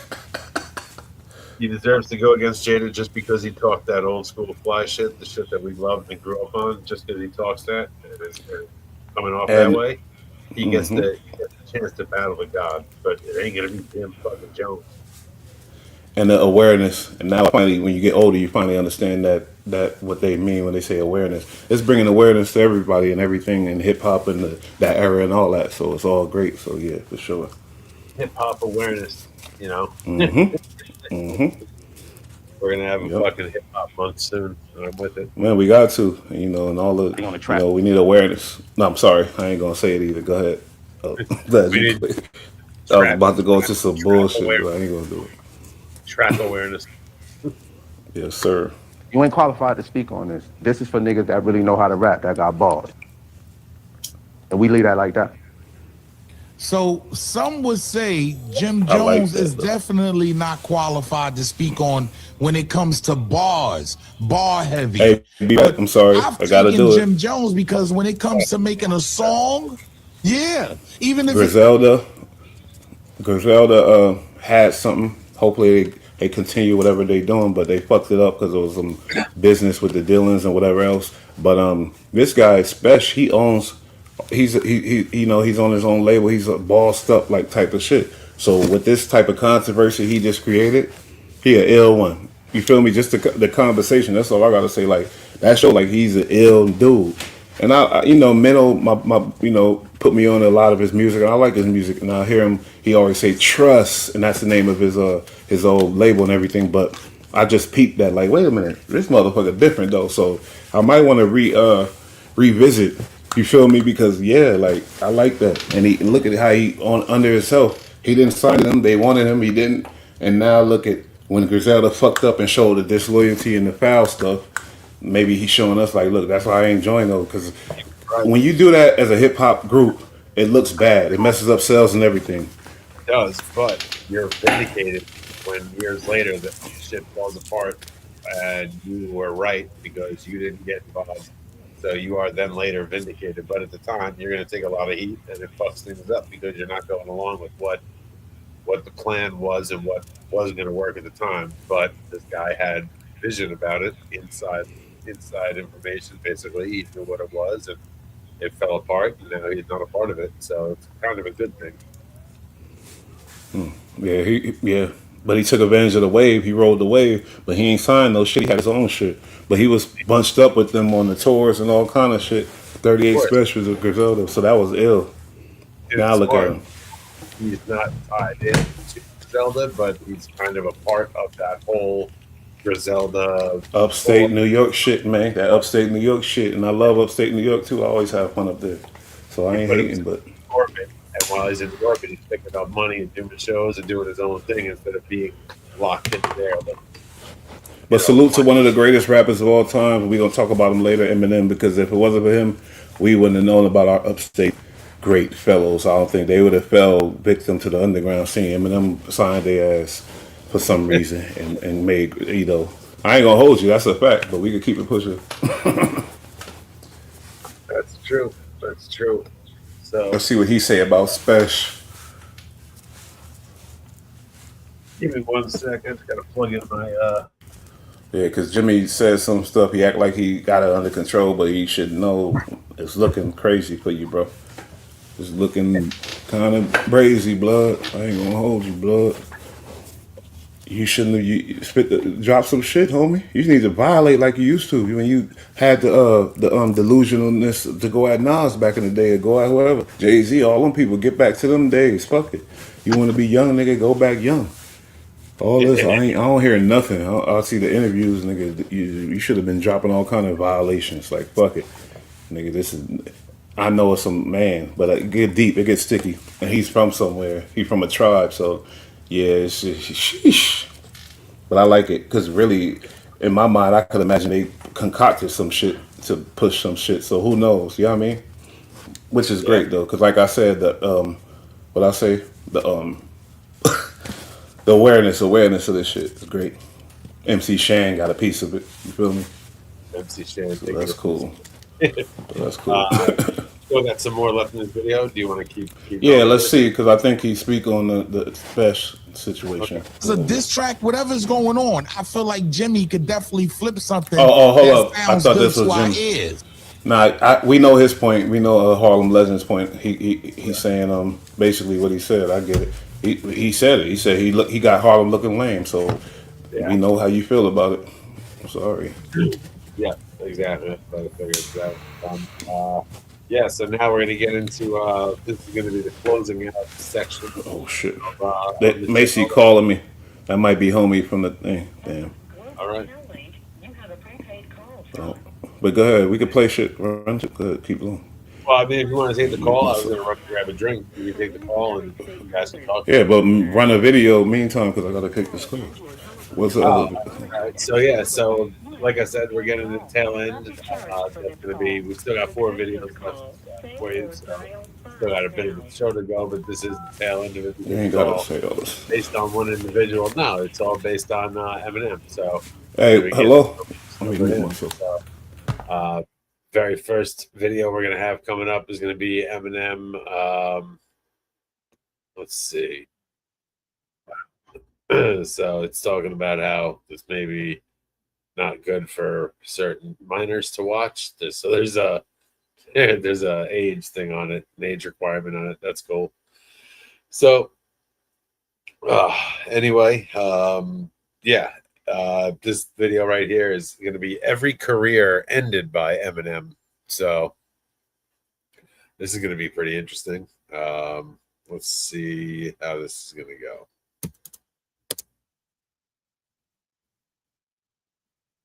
Bear with me for 1 sec. Bring it back. There we go. Here we go. Eminem really has more victims than anybody else in the rap game. This is when I knew Eminem was real. He's like, I don't give a f, man. This is when I knew. I'm like, damn, Eminem is a real. Let's face it, there's no other rapper out there who has a body count quite like Eminem. With over 224 million record sales, M isn't just the top-selling rapper of all time, he's also one of the most diabolical supervillains the industry has ever seen. Since the very beginning of his career, he's developed a reputation as one of the most nightmarish, unhinged, and downright evil MCs to ever pick up the mic. And just weeks ago, Eminem claimed his latest victim when he decided to target Kanye West on the JID song Animals. But when you add it all up, just how many It's all careers old, has but M outright obliterated? Yeah, I mean, it is, but it's still good information. But yeah, it is a couple of years old for sure. yeah, I just let the people know that I like it. I didn't really. Yeah, my bad. Nothing. Yeah, I'm no, good. it's still good though. That's why we're doing a deep dive on every single victim Eminem has ever ripped apart. Which rap group did a young Eminem feel super disrespected by? How did Eminem respond to the rappers who tried to attack his family? And how did one of the most controversial political figures respond to M dissing her on her latest album? We've even analyzed countless Eminem lyrics going back to his earliest days to give you as full of a picture as possible to just how many celebrities M has outright brutalized. Hey, you right. Does Slim Shady really have more ops than anyone else? Finally, he we're went to going to the take a bathroom. closer look at the person who might be M's most powerful nemesis. What's the backstory behind his years-long obsession with attacking Sean Diddy Combs? And what's Eminem's latest response to the Diddy scandal? Wow, that's funny. He's like, what's up with his years long unknown? Yeah, you got to watch these YouTubers. That's But funny. he made a good point. But my thing is, before we even go, everybody from his era who made it to his level got foul stories about them getting either whatever done this way or that way, or they did some foul evil shit like type of shit. For some reason, Eminem, yeah, man, he ain't get chump punk or slumped. And it seems like and he from a town, man. Detroit ain't no joke, man. I'm just saying, like, I'm just setting it up like, wow. So we know one thing, he ain't no punk though. Because, to sign 50 Cent, first of all, you feel me? That's right off top is a task. You feel me? And then Dre, all that. So yeah, and look, no stories about him getting marked out at all. Like, I'm obviously a huge Eminem fan, and then I became a huge 50 fan. When he was underground, I was buying his underground albums for a couple of years, and then all of a sudden he gets picked up by Shady. I heard rumors of it, and I was like, yeah, that'll probably never happen. That would be awesome, but that'll probably never happen. And then it happened, and I just, at that point, I was like, wow, M is now officially stamped as legitimate. Like, obviously, he was legit based on his numbers and being teamed up with with Dre and doing that. Yeah, that was the start of it, yeah. But there's no stories about him being marked out. Even Suge Knight got a story about getting punked and knocked out and this and that. So I'm just saying that's something to think about. That's all. As we watch these dudes, we can't believe everything they say. We reacting to them, but we watching and seeing and putting the facts. That's all. But this situation was just another stamp on them, in my mind. Yeah, when I react, I do just facts. If they start doing a theory, I get it. If they got a certain stature or whatever, of a certain type of honorable character, yeah, I might listen to a little bit. But usually they report the facts and then you put it together. This guy's good. This is one of the guys that we've been watching a bunch from. We watch his stuff, so we know this guy's legit. So we'll let him rock. See what he's got to say. This feud escalated beyond blow-up dolls when Eminem allegedly pulled an unloaded gun on an Insane Clown Posse employee outside a Detroit car audio store in June of 2000. One of Eminem's earliest beef dates back before anyone knew who he was. Back in 1995, Eminem was still completely unknown. He a savage white boy. His first album yet. He is my favorite rapper now. Daughter Haley while under the poverty line. M was absolutely He became my favorite rapper now. He just became my favorite rapper. Thinking about it like, no, let me stop. Let me stop being stupid. I'm just talking.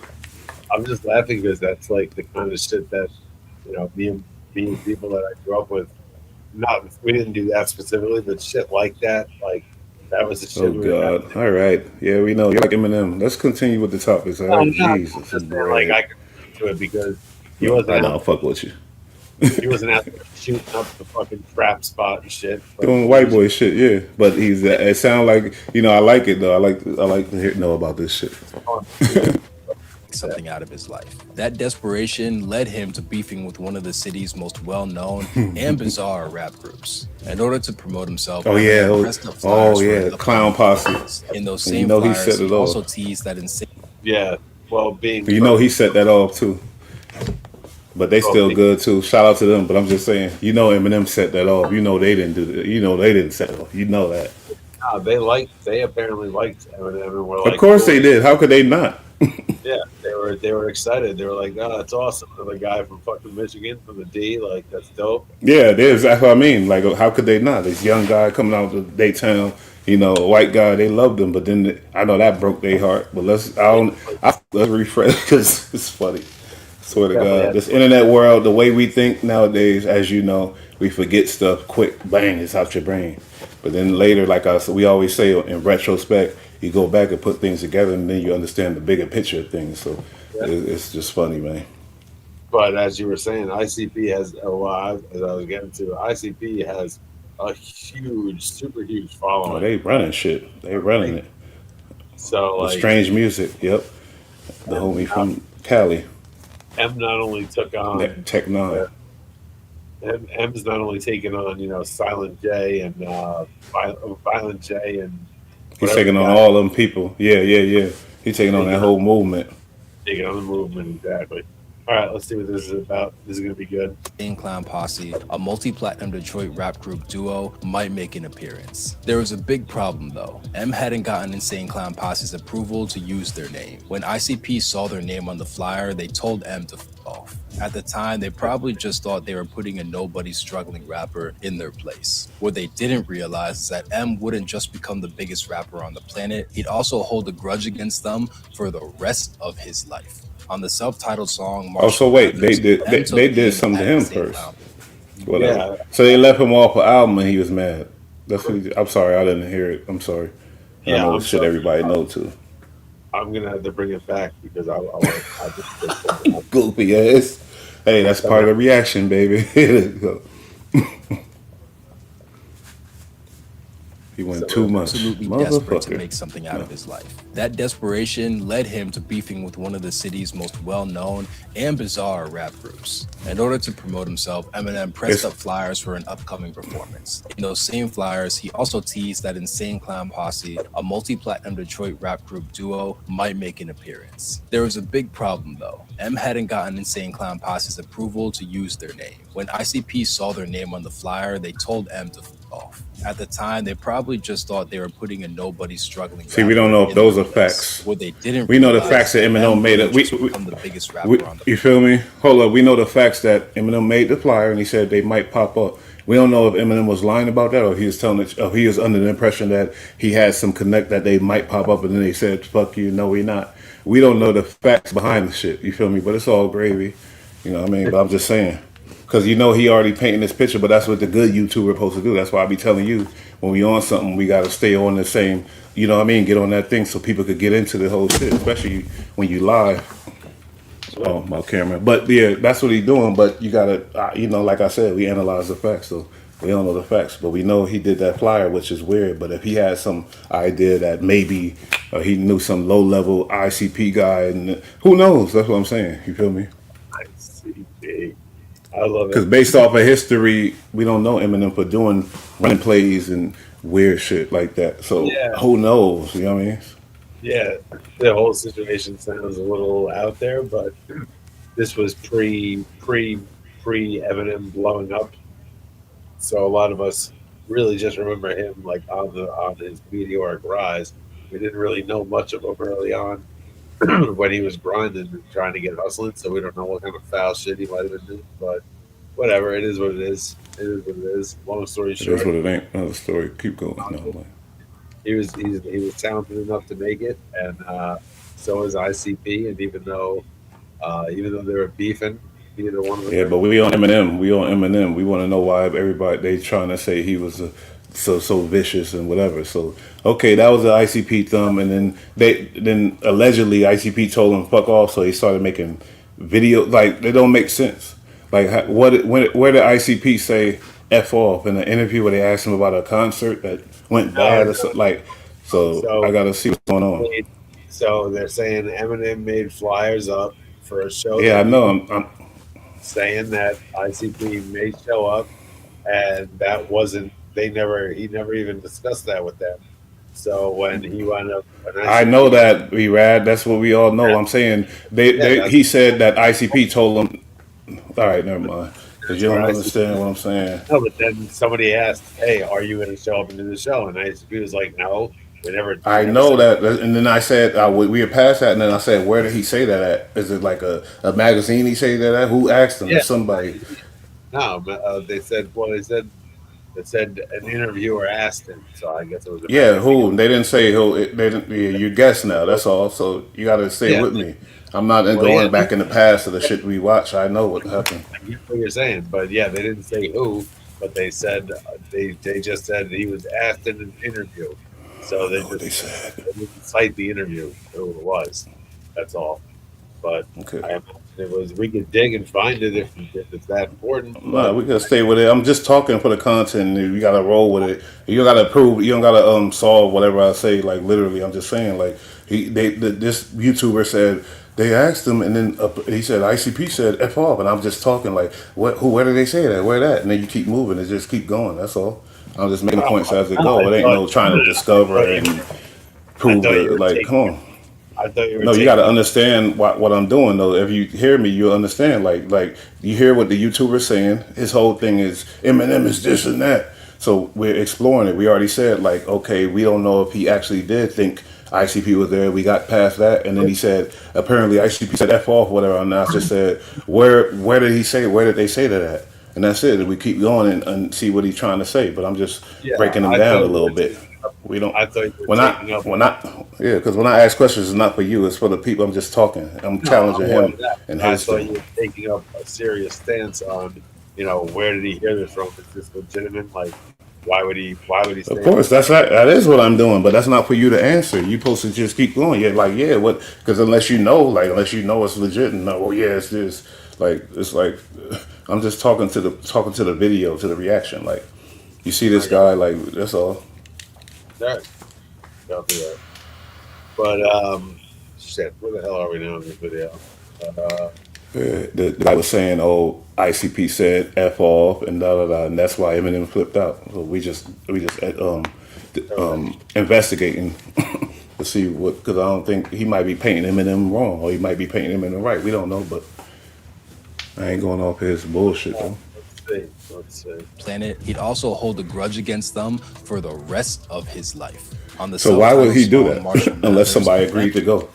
Why would he hold a grudge unless somebody did agree to go and it wasn't a fake thing? If it was a fake, I believe he's smart enough to know and be like, okay, cool, whatever. Like, why would he hold like? You feel me? That's just a question. We keep going. Because we don't even know of our background information. We've been doing this forever. Because Eminem is a very, very, very quiet person. Yeah, like I don't see him like that based off being a halfway fan of him. Like it's like there was a reason, but the way he painted it, there was no reason. But let's keep He's going. very Whatever. calculated. He's a calculated individual. He doesn't waste energy or movement. You know what I mean? Like he's very precise.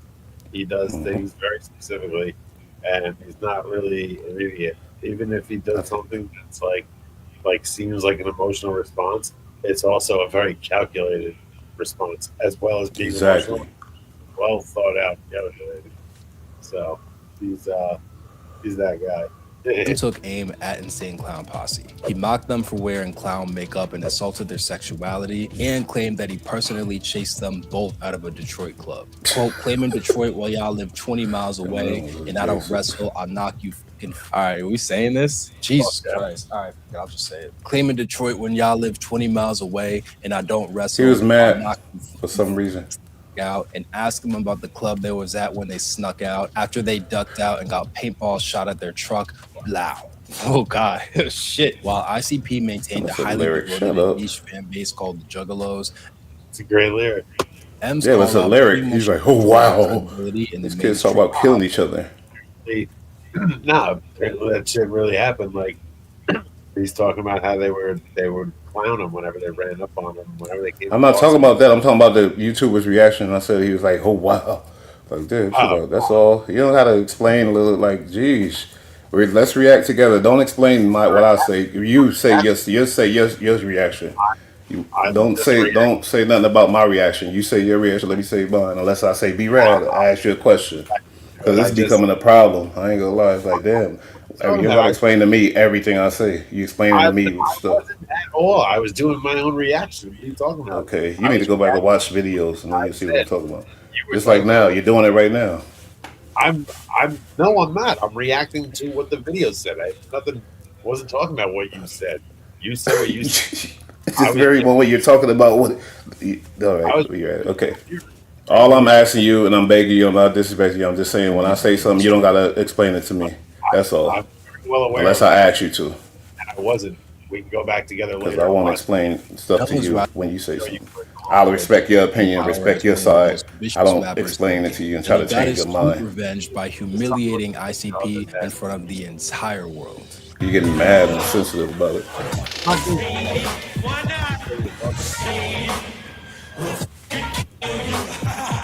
But Eminem also had smoke for the rest of the music industry, and he didn't play politics at all. As M shot to fame, he found himself entangled in a high-profile beef with Benzino, the owner of a rap magazine called The Source. The Source didn't just have a track record of being the highest-selling hip-hop magazine of all time, it was also considered a huge arbiter of culture. The magazine even had its own iconic rating system. If a new rap album was awarded the highly coveted 5 mics, it was what else is out there though? I ain't gonna lie, The Source was respectable and we loved it. I ain't gonna say it like that, but I'm just saying I guess I'm being on some bullshit, like because I'm thinking about history.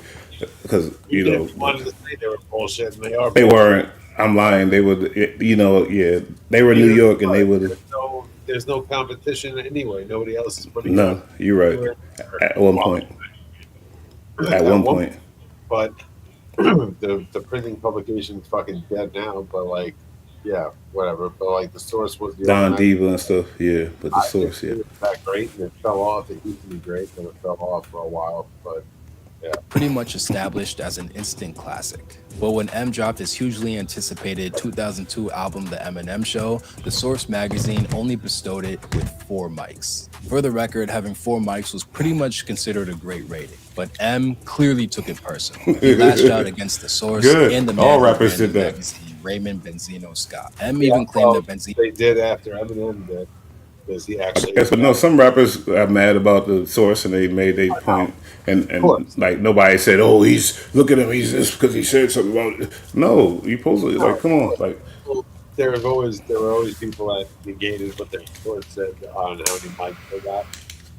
But I remember, like, it just seemed after Eminem, like, complained about it and made a review about it, and a lot of people agreed with him. So it seemed like he kind of won the argument after the fact, and then that's when it seemed to me like a lot of people were then started to argue about their amount and trying to do what Eminem did. yeah, Eminem, because he made it magnetize it, like put the magnifying glass on it.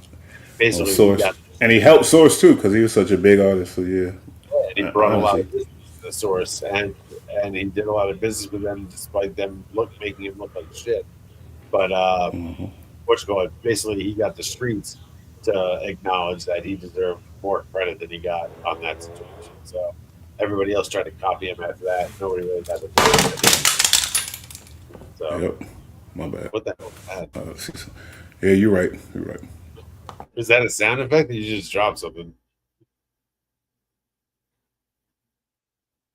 Jared, can you hear me? Hold on one sec. I don't know if we lost Bush or not, but anyway, What you mean you lost Bush? I said like I'm still on the thing. It's all good, baby. I just question. I know, but even if you don't hear me or nothing, that don't mean nothing. Like, but I was right here. I thought I heard something. You know, what I'm at and what I'm doing. I'm watching my mom stuff. Real quick. So Well, no, when I don't said get startled. I'm not gonna. like, I didn't mean like we lost voice, like he's off. I mean like he's not he tapped out. Like maybe There you go again. All that right, song. I'm sorry. All I was saying. Never mind. Right now, out here. Used to give him 5 mics because of the magazine's alleged racial bias. Basically, M was saying that Benzino was discriminating against him for being white. Benzino fired back saying that M was nothing more than That's a true, though. industry pawn. Quote, Eminem I think he is made a just point there, though. for the machine. Eminem made a good point that I probably would have looked over back in the day, but now I'm peeping. Yeah, that's true. Benzino definitely did that bullshit. For people right now that are watching, for anybody that's younger, like they don't really, it's not like a white rapper is kind of acceptable. Or no, I'm sorry, More white rapper after Eminem. is mainstream and is acceptable right now. You have so many of them that have come out. People don't understand. Yeah, I know what you're going. Go ahead. They need to hear this. Go. Back in the day, it was not acceptable. Like the only other white rapper that was even referred to was Vanilla Ice, and he was a complete joke. Eminem went through a lot of stuff. I like Vanilla Ice. No, stop. It's first shit. But yeah, you made a good point. I like Vanilla Ice too, but he went through a lot of shit himself, being a white rapper. But he became the front end of a joke. But that guy is rich as fuck, and he has the #1 selling album in the history of the world. So he's laughing all the way to the bank. But yeah, Eminem bought a lot of shit because back then it wasn't okay to be a white rapper, and he was the only one. And every white rapper since has been compared to him. With some shit. Now it's okay and it's cool. So the youngins these days, they may not know so much about how it used to be for a white rapper to try to come out and what Eminem had to go through. But yeah, I'll say that real quick. Think I could grab my crotch and put my in people's face the way he does? This guy No is way. doing too But much, as too. long as the color of his skin and his eyes fits what America wants, it's all right. You just skip a little. From there, things only heated up. M dumped disrespect and unethical kicking him with credibility as a rapper. While Benzino repeatedly insisted M wasn't hip-hop enough to receive the respect of the source, M spoke about his own struggles and flipped Benzino's narrative against him. Quote, in asking me what I know about indictments, bite me. Bitch, I got 2 cases and probate to take what's in the music industry. In fact, another one of Eminem's scathing predictions came true. On Nail in the Coffin, he shaded Benzino for trying to profit his own children, insisting that he could never try to make his own children famous. Quote, and I put that on her, when this is all over, I could never try to make her a star and eat off her. What's crazy is that Benzino's own daughter ended up being Coi Leray, a multi-platinum rapper who has since accused her own father of being envious of her success. Yeah. And when Benzino made a recent appearance on Drink Champs, he broke down in tears while discussing his historic feud with Eminem. I don't hate Eminem. I don't know him to hate him. I don't hate white people. Tired of this shit, man. It's just too much. I don't want to be the bad guy. I got an 8-year-old son that I dropped off at school this morning. Come on. Stop crying. This was crazy. I remember watching this and like I was like, yo, is he really gonna cry? Sure, shit. Crying. That's crazy. Man, come on, man. I'm all right. All me and Eminem got to do is sit down and talk with each other.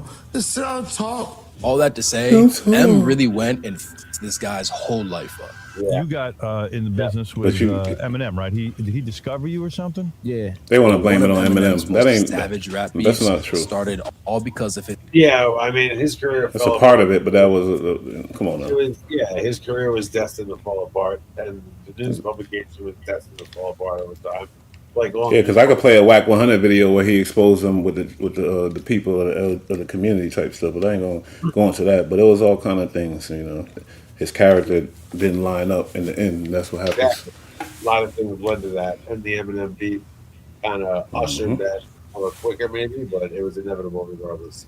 So. Facts. His association with 50 Cent. In 2002, Eminem signed Curtis 50 Cent Jackson to his label, Shady Records. The partnership between M and 50 was an unprecedented success that led to blockbuster movie deals, a Super Bowl halftime show performance, and millions of records sold. But it also led to M becoming 50's most loyal and public defender, even when it came to beef. By joining up with 50 Cent, Eminem inherited his protege's long simmering beef with Ja Rule. Ja Rule was a multi-platinum New York rapper with massive crossover success, but his feud with 50 had a history of violence, including assaults and a stabbing that left 50 with multiple stitches. While M claims that he first tried to prevent the 50 and Ja Rule beef from escalating, he accused Ja of dialing up the tension to the point that there was no going back.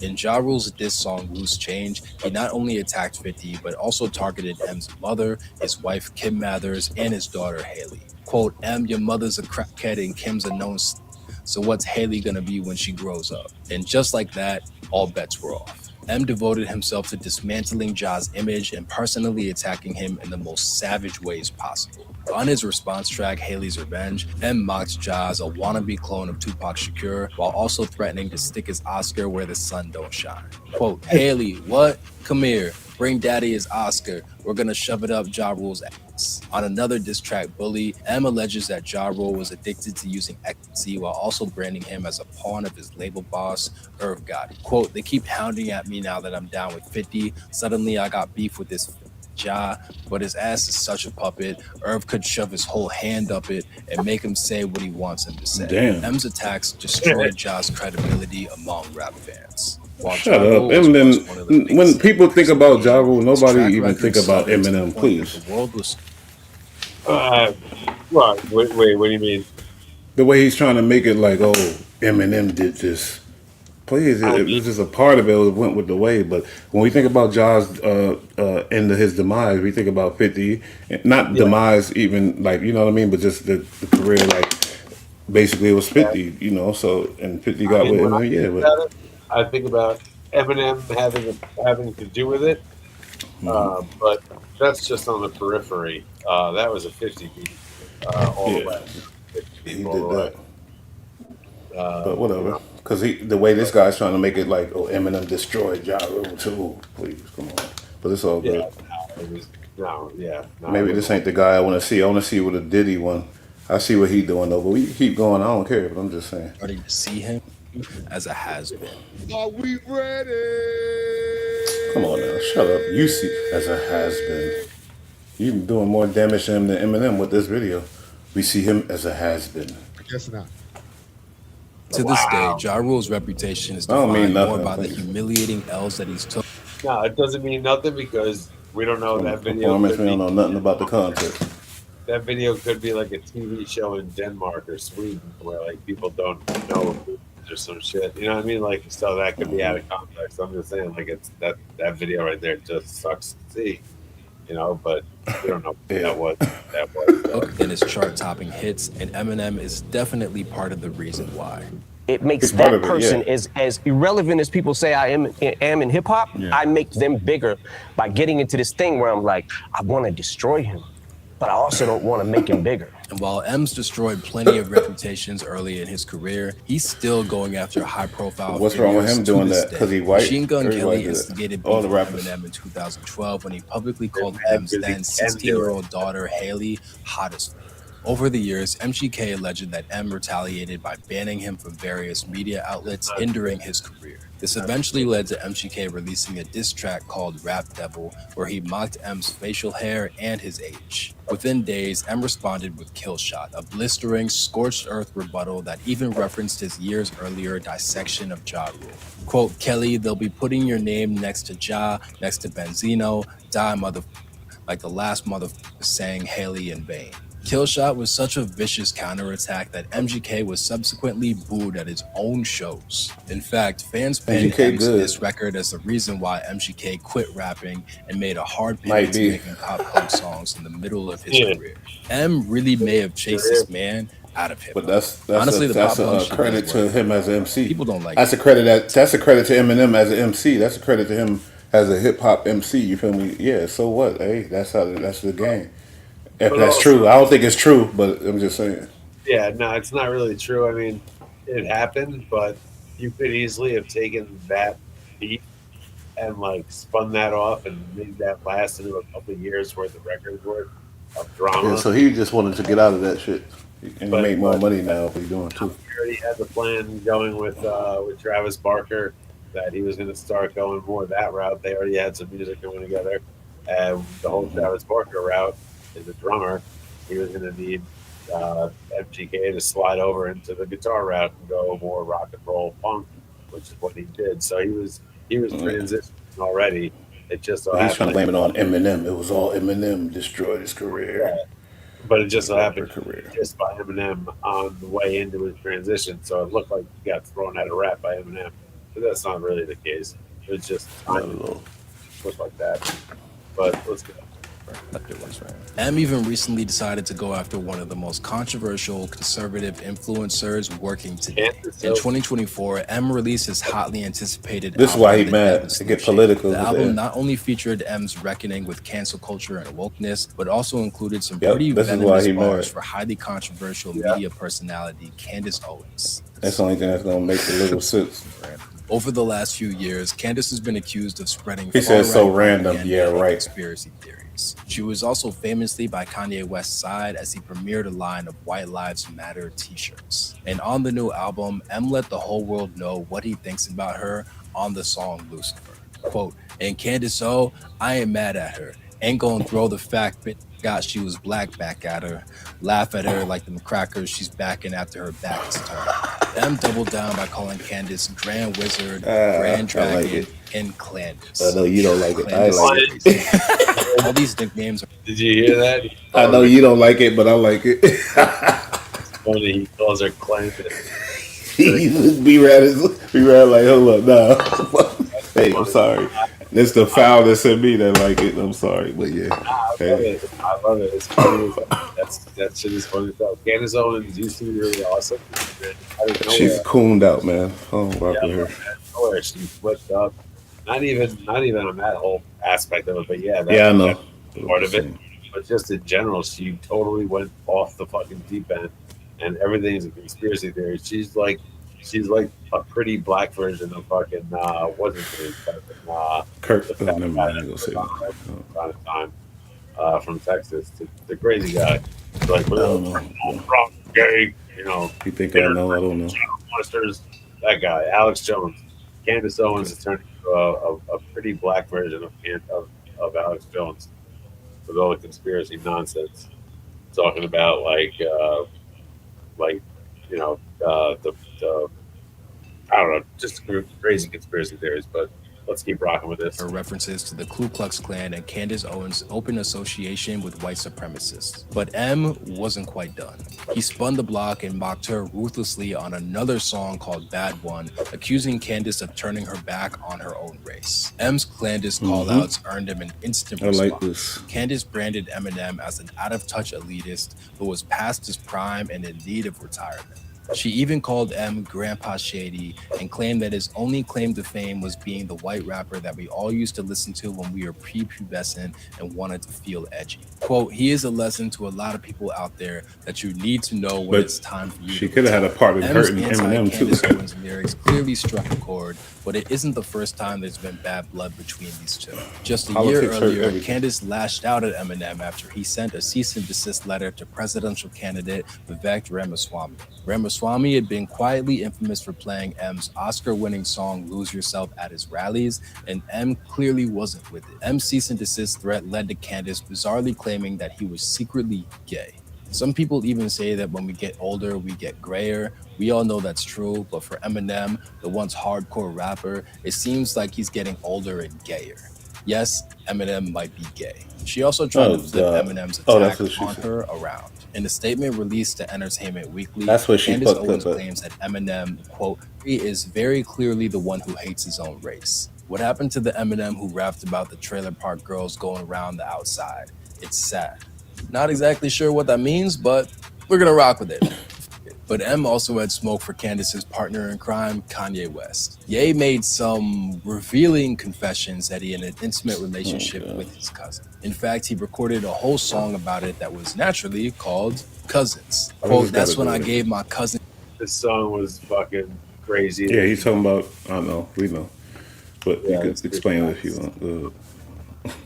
I don't want to explain. Head, gave my cousin head, gave my cousin head, I gave my cousin head, I gave my cousin head. You get the point.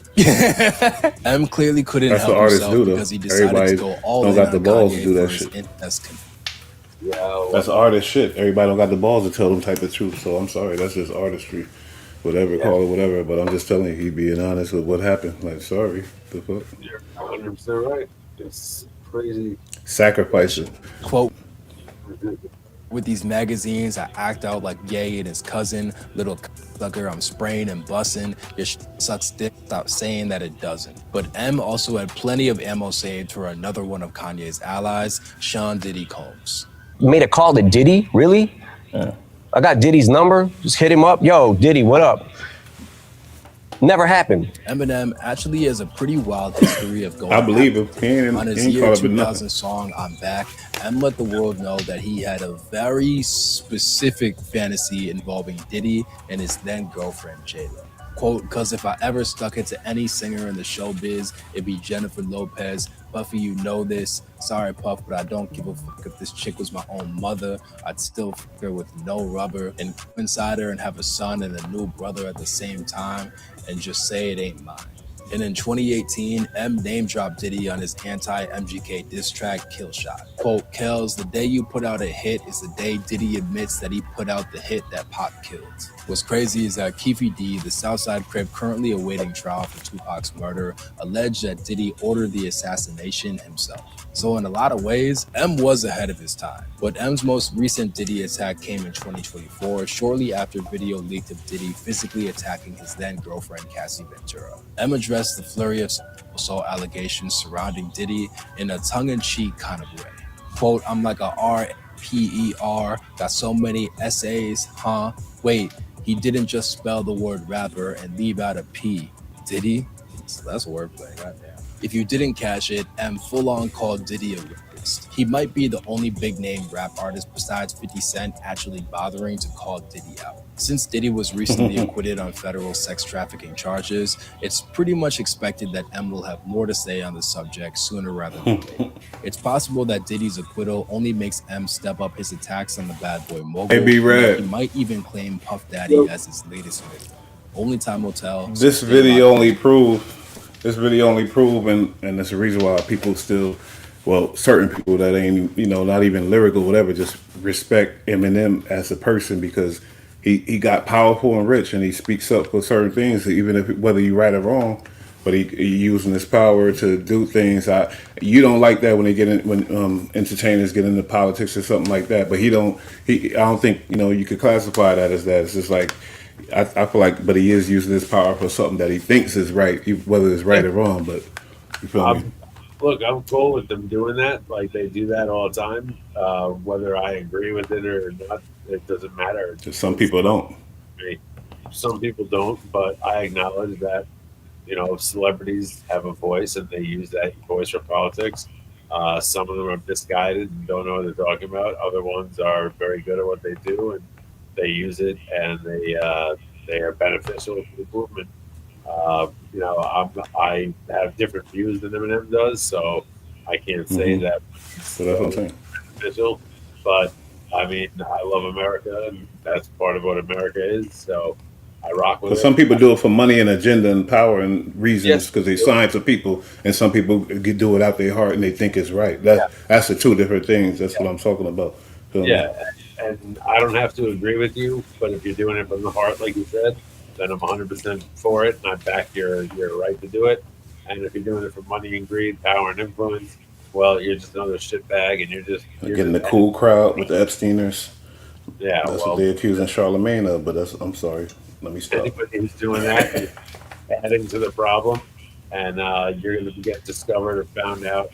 And even if you don't, the internet will at least mention your name, and people that pay attention, people will know who you are, whether you get caught or not outright.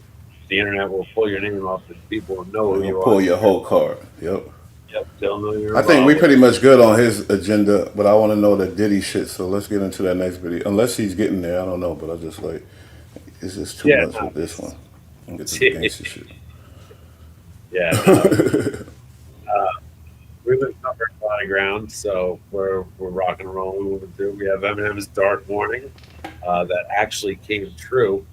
So we'll see what that looks like. Let me just bring that up. Give me a sec. But yeah, his dark warning that came true. I wonder what this is. I never heard about this. Let's see. Let's see what they get into here. We heard about Diddy getting with everybody and Drake, but we ain't ever heard no shit about no Eminem getting marked out. No, not Diddy him. got into it with Suge Knight, Drake, like the biggest, like, so money ain't an issue.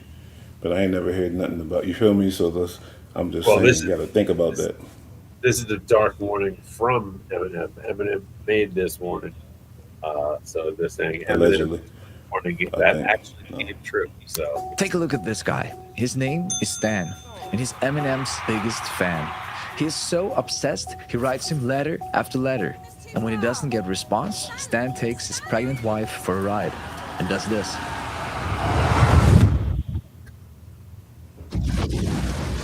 It's a dark story, but good news, it's not a real one. Stan is a fictional character in one of the biggest Eminem songs of all time. Oh, really?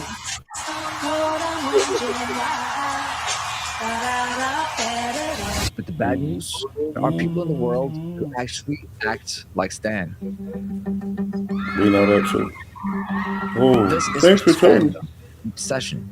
And how fucking dare anyone out there make fun of Up until a few decades ago, we didn't have a word for it. And somehow, that fictional character's name ended up in the dictionary. It's now in the official English Oxford Dictionary. You can say, I stan Beyonce. I stan Frank Ocean. Or I'm just a stan. That's kind of wild. Because with Stan, Eminem didn't just create a rap masterpiece. He gave us a word that defined an era. An era of extreme admiration, celebrity culture, internet fandom, and obsession. And some people use stan culture as their version of an escape of reality. So the question is, how does one of rap's darkest characters end up in the dictionary? And more importantly, what does that say about us as a society? Oh, God. 5 years ago, this guy released one of the most critically acclaimed, controversial, and culture-shifting rap albums in hip-hop history. Marshall. You don't know nothing about hip-hop. It's a true story. I can still remember being a young boy, nervously going to a record store and seeing Eminem on the cover, sitting on the steps of his childhood home, with a huge explicit sticker slapped on top of it. It was the first CD I ever bought with my own money, and when I saw that sticker, I knew this is probably something that I'm not supposed to listen to. It's the only rap CD you ever bought too, I guarantee. Must have. I mean, it was the album that had the real Slim Shady. And the self-produced second single, The Way I Am. Cause I am whatever you say I am. If I wasn't, then why would I say I am? But the one song that stood out above the rest was his third single.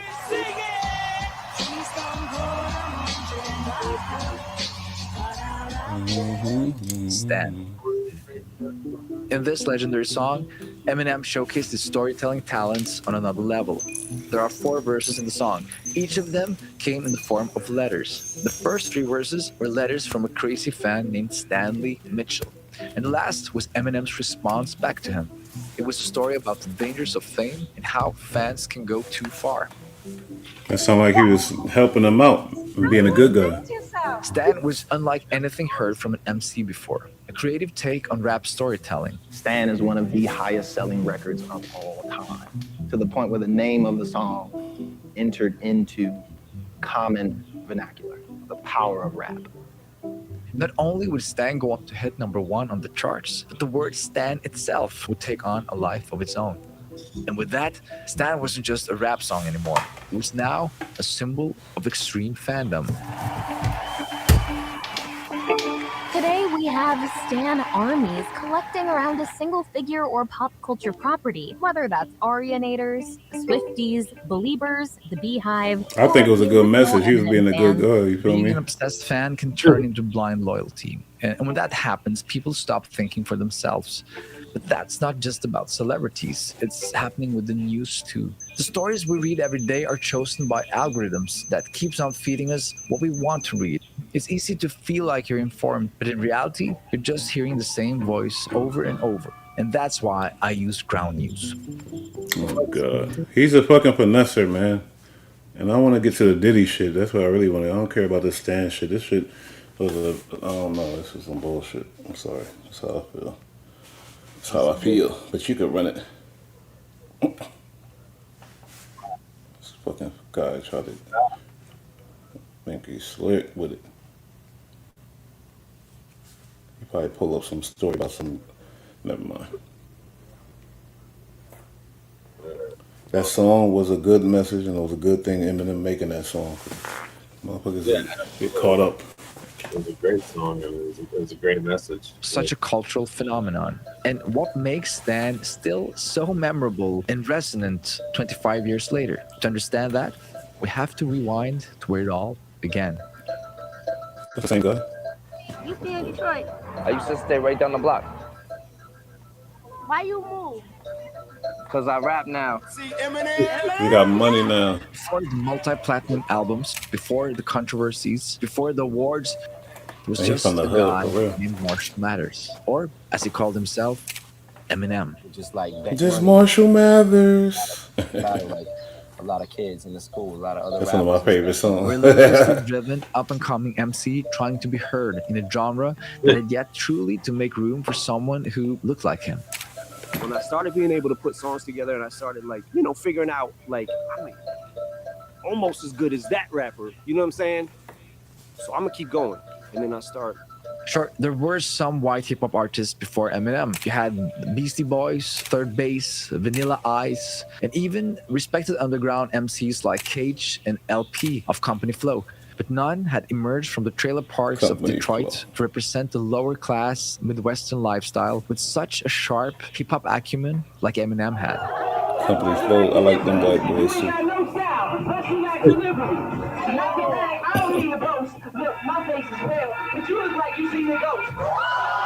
Eminem came up to the battle scene of Detroit, taking on everyone and anyone who he could. He came up the hard way. Eventually, though, he would make his way out to Los Angeles to participate in the Rap Sheet Rap Olympics.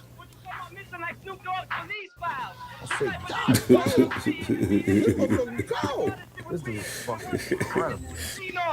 Get a clean cloth to wipe this bloody video screen off. And I got all the way to the end in Rap Olympics and lost. And this kid came up to me and was like, "Hey man, can I get one of your tapes?" And I think I probably just whatever. That tape found its way to the head of Interscope Records, Jimmy Iovine. Interscope Records was one of the most influential labels in the world during the late 90s. They had Dr. Dre, Tupac, Marilyn Manson, Limp Bizkit. They basically had everyone. Around that time, Eminem, in a packed wake-up show radio studio, laid down a series of live verses that would blow the minds of listeners. Here's a peek of that historic moment.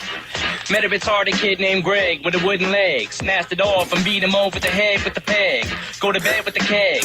Wake up with the 40. Mixed it with Alpha Seltzer and Formula 40-40. He's cold.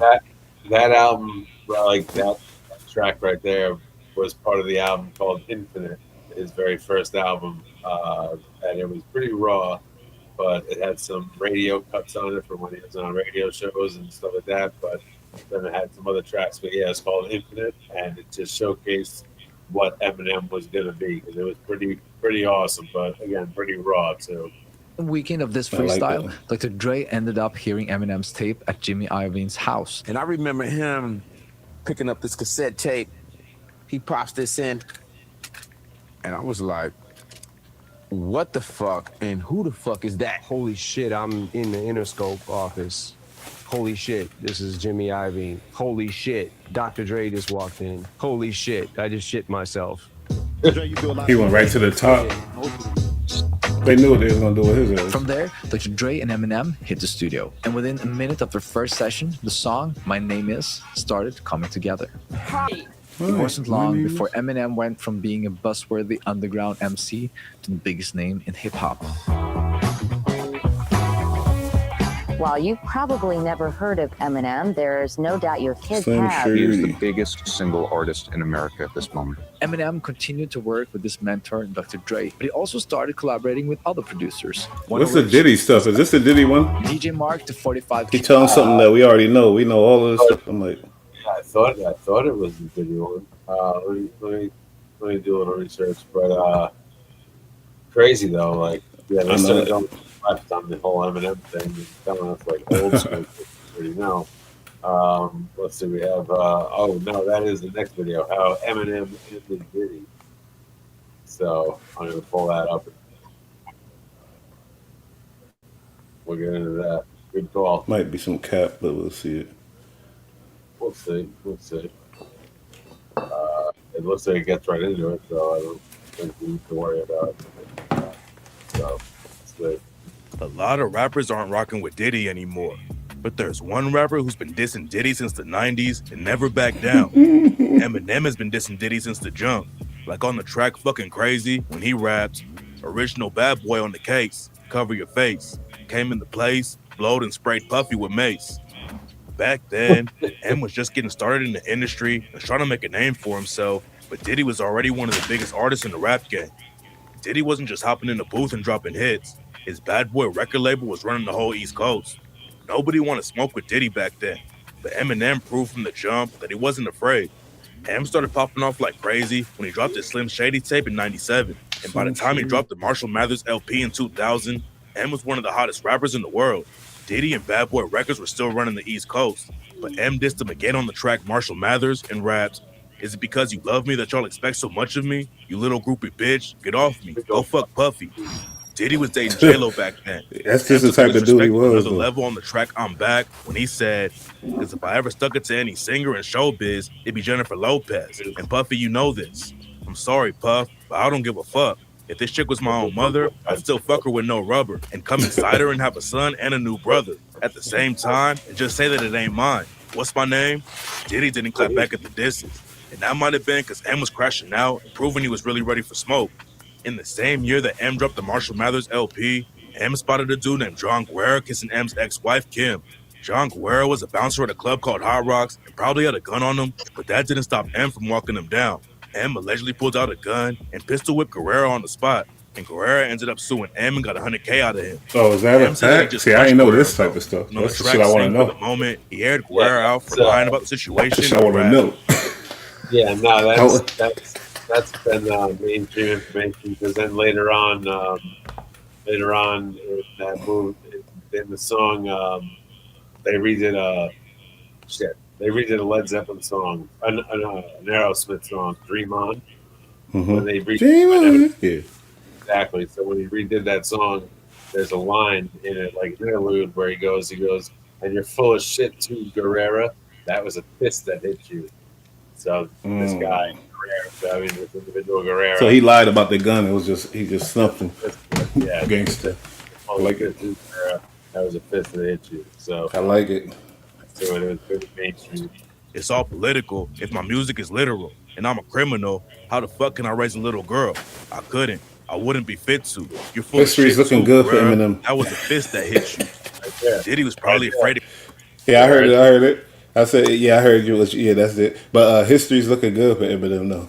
But yeah, B-Rad, you was on it. You knew the line. Freak off parties, but all the way back in the 90s, M was making it seem like he knew about the freak offs, like on the track I'm Shady when he raps, "Spiked the punch at the party and drank pop, shaved my armpits and wore a tank top. Bad boy, I told you that I can't stop. You gotta make them fear you before you make them feel you. So everybody buy my shit or I'ma come and kill you." While M kept blowing up and Diddy's career in the rap game started to fall off, M never stopped taking shots at him. Jadakiss was signed to Bad Boy Records with his crew, The Lox, but they had a huge falling out because Diddy was straight up robbing them with their contract. Diddy was trying to act tough with Jadakiss and the rest of The Lox, so in 2004, M hopped on the track Welcome to D Block with Jadakiss and raps, "Welcome to D Block, the mighty mighty D Block, the place in New York City where Diddy won't even walk." It was clear that M didn't have any respect for Diddy, but the next year they ended up on the same track. Diddy was trying to make as much money off of Biggie's name as he could, so in 2005, he put out a Biggie album and featured M on the track, It Has Been Said. A lot of fans were shocked that Diddy and M were on the same track, but M has always been a huge Biggie fan, and on the track Till I Collapse, he raps, "I got lists. Here's the order of my list that it's in. It goes Reggie, Jay-Z, Tupac, and Biggie, Andre from Outkast, Jada Corrupt, Nas, and then me."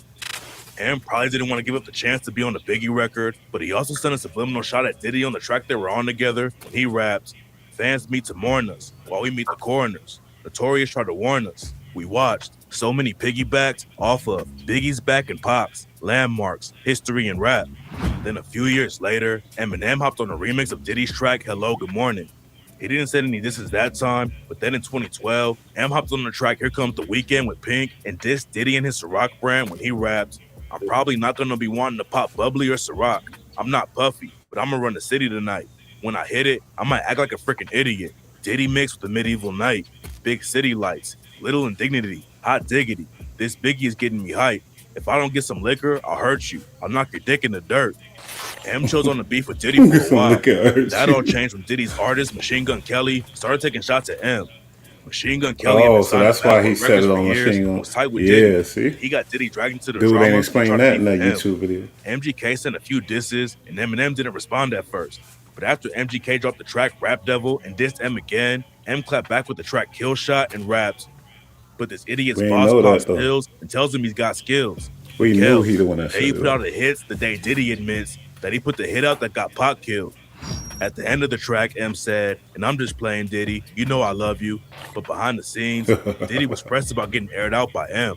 And according to Joe Budden, Diddy told him that he was going to take care of the situation. That's some Whatever gangster Diddy shit to planned on say. doing to I'm M, just playing, you know I obviously love didn't you. happen, though. M dissed him again on the track Godzilla and raps, like Kid Ink, bitch. I got them racks with so much ease that they call me Diddy, because I make bands and I call getting cheese a cakewalk. A lot of people missed that line when the track dropped, but M was dissing Diddy over something that went down on Diddy's TV show Making the Band. Diddy was allegedly abusing a lot of people behind the scenes on the show, and one time he made some artists on the show walk 5 miles through the city to get him some cheesecake. I'm starving too. You know something? I want me a piece of cheesecake.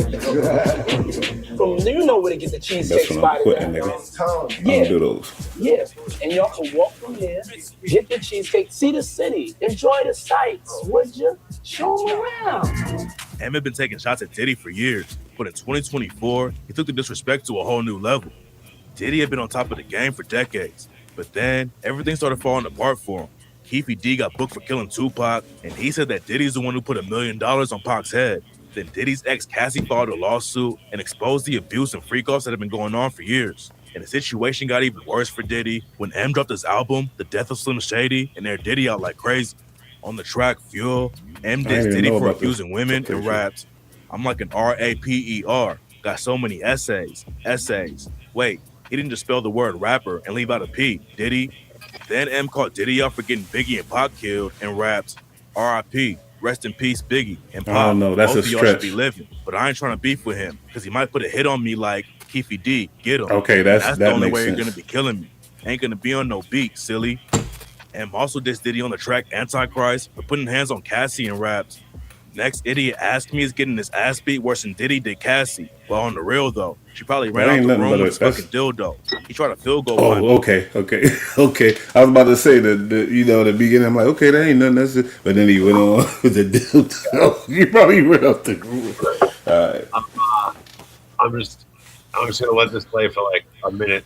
No, we can tap out. I mean, I get the point. I think I see what he's saying, you know, and it's just music, Diddy, whatever. But there's a good point to where it's like Eminem is solid, history solid, you know, as far as the MC, and he was never violated, and he was dealing with the big boys. Pause. But yeah, great show, There's shit. one last video here we got here. One last one to close it out is why Eminem never feared Diddy. Play a little, you know. We'll get into this. I think we've seen clips from this specific interview all over the place, but it's still good. It's definitely still good. But I'm going to hit play. I just got to run into the other room real quick. I'll be back in like 30 seconds, but just want to let you know. Oh, I thought you was trying. Yeah, okay. But no, I'll be right back. But I've seen this opening clip, so I'm going to let this run real quick. I had never made a call to Diddy. We're good. Diddy, really? Diddy had connections everywhere. Politicians, billionaires, superstars, rap legends. Even 50 Cent once stood by his side before their paths split and they became enemies. But in the entire industry, there was one artist who kept his distance more than anyone else. One artist who wanted nothing to do with Diddy's world. Not in the 90s, not in the 2000s, Not ever.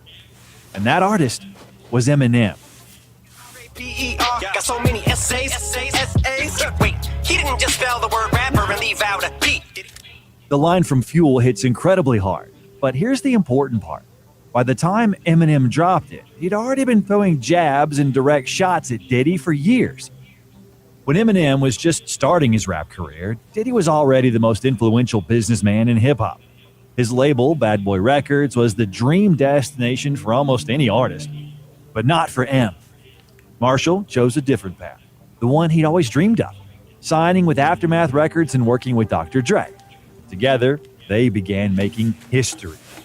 But even when Eminem was still a nobody, he had already taken a shot at Puff. It happened in 1996 on the track Fucking Crazy.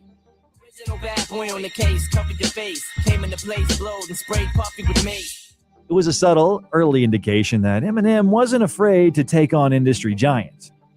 At the same time, M also had tension with another so-called industry giant, Suge Knight. He ran Death Row Records, home to legends like Tupac, Snoop Dogg, and Dr. Dre. People called him the boogeyman of the hip-hop industry. Suge didn't just intimidate, he dominated. Known for using fear, violence, and straight-up cruelty, Knight built his empire by any means necessary. They was not scared of Suge Knight. They was terrified of Suge Knight. But M didn't care about Suge's street reputation. That became obvious when Suge Knight suddenly showed up with a crew of Mexican gangsters on the set of 50 Cent's In the Club video. Suge's outside. Suge's outside. Everybody like, shit. He was running, dropping. So Suge came, he had some Mexican niggas. Now, we from New York. You ain't never seen a nigga with a tattoo on his forehead. 118th Street crew. I'm like, what the fuck? But Eminem didn't flinch. Instead, he walked right outside to face Suge and his crew. This is when I knew Eminem was real. He's like, I don't give a man. This is when I knew, I'm like, damn, Eminem is a real nigga. These niggas, 50 niggas outside, what's up? And then the nigga Suge just walked away. The Mexican niggas looked kind of confused, like they didn't know what's going on. After that, M even recorded a diss track aimed at Suge, but it never came out because Dre asked him not to, saying it wasn't his beef.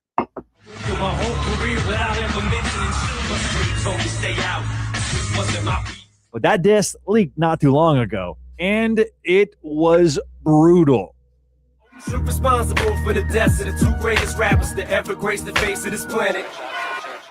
And if Eminem was willing to stand up to Suge Knight, then why would he be afraid of Diddy? Honestly, considering everything Puff has done throughout his career, it's not even clear anymore who was actually more dangerous, Suge or Diddy. But anyway, let's get back to the main topic. Eminem continued dissing Diddy in 2000 on the Marshall Mathers LP. If this line wasn't that harsh. Because you love me, that y'all expect so much of me. You little groupie bitch, get off me, go Puffy. Then this one, where M mentions Diddy's then girlfriend Jennifer Lopez, describing what he would do to her if he had the chance, was much darker. Sorry, Puff, but I don't give a fuck if this chick was my own mother. I'd still fuck with no lover. And then he says, have a son and a new brother at the same time. Yeah, that line. M's lines are wild. He was wild back in the day. Definitely. Yeah. And just say that it ain't mine. What's my name? Puff never responded to these lines, but I think it's obvious he didn't find them funny at all. Overall, despite the bold lyrics, there was no open conflict between Eminem and Diddy in the early 2000s. Each of them was busy with their own world. Eminem was dropping multi-platinum albums under Dr. Dre's wing, while Sean Combs was expanding the Bad Boy empire and changing stage names from Puff Daddy to P. Diddy. Their paths barely crossed aside from award shows and industry events where they appeared as superstars. Actually, Diddy once handed Eminem a Grammy in 2003 for Best Rap Album. To be honest, their interaction looked a bit tense. And the winner is Eminem, the Eminem Show. Yes, sir.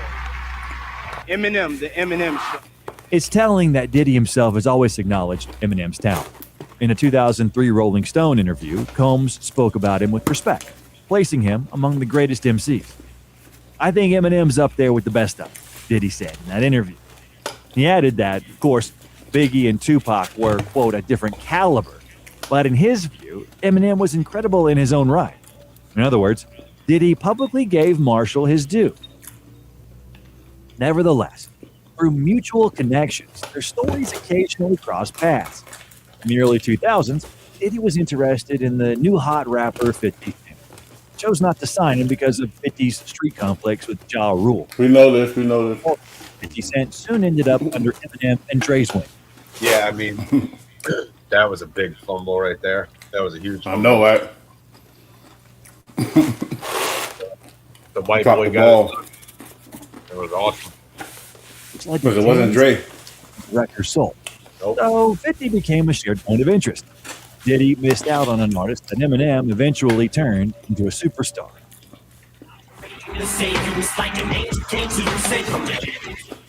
Everything then. So it's Eminem who did that, not Dre. We'll see. Eminem signed him wanting to rock with him and have an awesome artist to roll with, whereas Diddy would want to have signed 50 and make him his artist and his little sideshow monkey. And would have went for that, and it would have been fucking drama. In trouble. So him going with him, where he was just going to be and free to do what he was. That was awesome because 50 wound up overshadowing Eminem for a while, if not overall. And he would have done the same. He would have done the same to Diddy. Worked out with Diddy. Diddy would have snuffed him out and kept him quiet. Nah, you're right. Eminem was smart enough to let him shine. Diddy wouldn't have did that.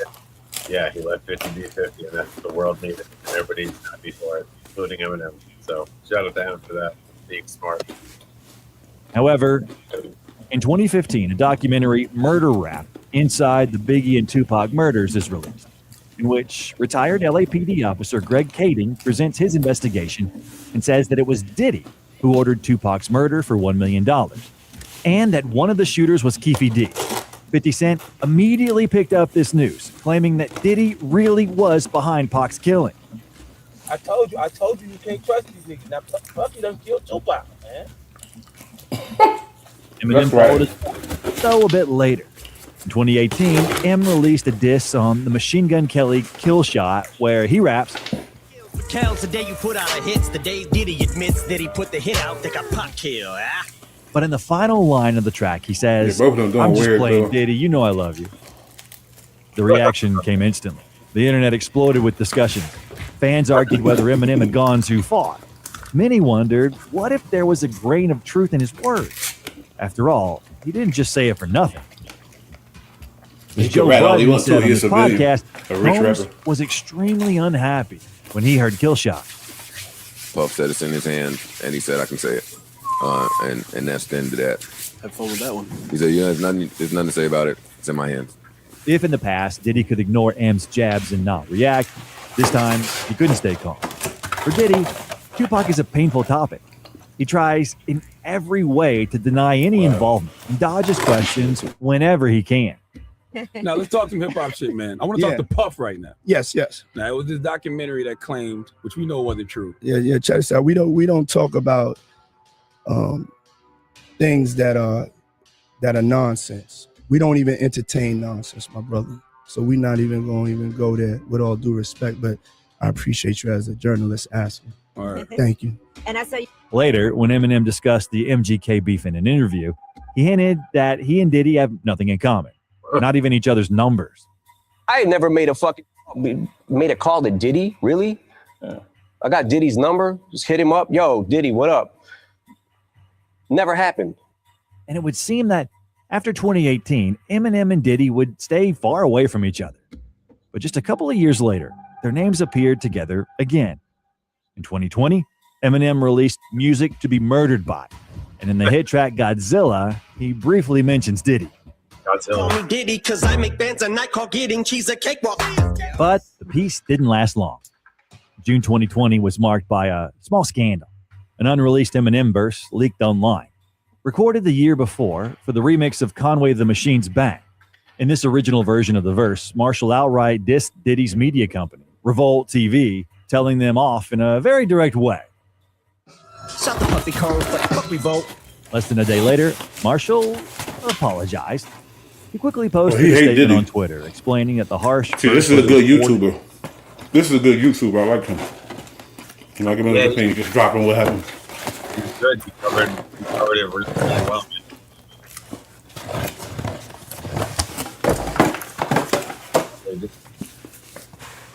Who was he? Who is he? Hold on.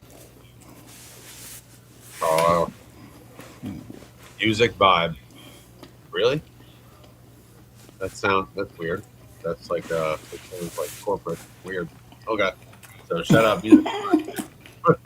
Shout out music vibe. Why Eminem never feared Diddy. Eminem never feared nobody except for God. God. Seemed like. God and his That's what girlfriend. it seemed like. But yeah, man, fucking that was. I like it. I like it. That was a good episode.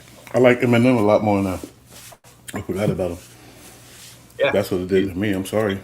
He's very skilled, and he's been through a lot of turmoil. So you got to kind of respect that. At least he's kind of come up story, and he's awesome, bro. He's a hero of rap, and he's a team player. He doesn't seem like it, but when he gets around the right people, he's a hell of a team player. Mm-hmm. Yeah. Good show, BullRad. Good job on the boards. Cool. Thank you very much. I appreciate Thanks that. for holding it down as you always been for all these years, and now you know you know what I'm going through, and you helping out a lot. You holding it down, staying down. You know, hearts and prayers with you, of course, you and the family. But yeah, man, fucking, I'm doing this. And, it's a learning process, but I'm enjoying it, and I thank you for the opportunity because this isn't something you can learn anywhere else. So Yeah, it's probably high pressure for you, I would imagine. So thank you. Not high pressure, but yes, because you didn't do it. So, yeah, it's not appreciate you though. bothering You doing your thing, though. It's a high pressure situation, but it's not bothering me. I just keep, I make a mistake and then I fix it, and that's it. So you're also Indeed. somebody who's smoking weed a lot, so but I corrected with most of the mistakes. This show went by pretty easily. No bullshit. Yeah, you did your thing. You're getting better. We both getting better. Still in college. So Every day, that's what it's all about. We're learning, we're grinding. But yeah, salute to you. Thank you. And salute to you. And shout out to everybody in the chat. We appreciate you guys. Thank you very much. And like, subscribe, ring that notification bell, and jump in the comments. And talk to us. Let us know what you think. Let us know how you like the show and what's going on. And we'll definitely do our best to accommodate your request as might make you think you want to see that vibes of what we're trying to do. We'll see what we can do. Shout out to you guys, though. That's a cold fact of life. Shout out to y'all, and make sure y'all like and subscribe and join the club, because like I say, rise with the real, don't fall with the fake, man, because history gonna show, and that's what we do here. So salute to everybody. Yeah, like, share, subscribe. It's BullRad. We ain't let y'all down, and we won't. We still here. Love y'all. Peace. You did. Shout out Bud Light. Shout out Bud Light. He be getting it in. Full-blown fire. Full-blown fire. Better, man. It's your boy Bush. BullRad. What up with it? What on, kiddo? Everybody go subscribe to Bud Light. You know what I'm saying? 4, they got Bull Light. Let me ask you a question, Bush.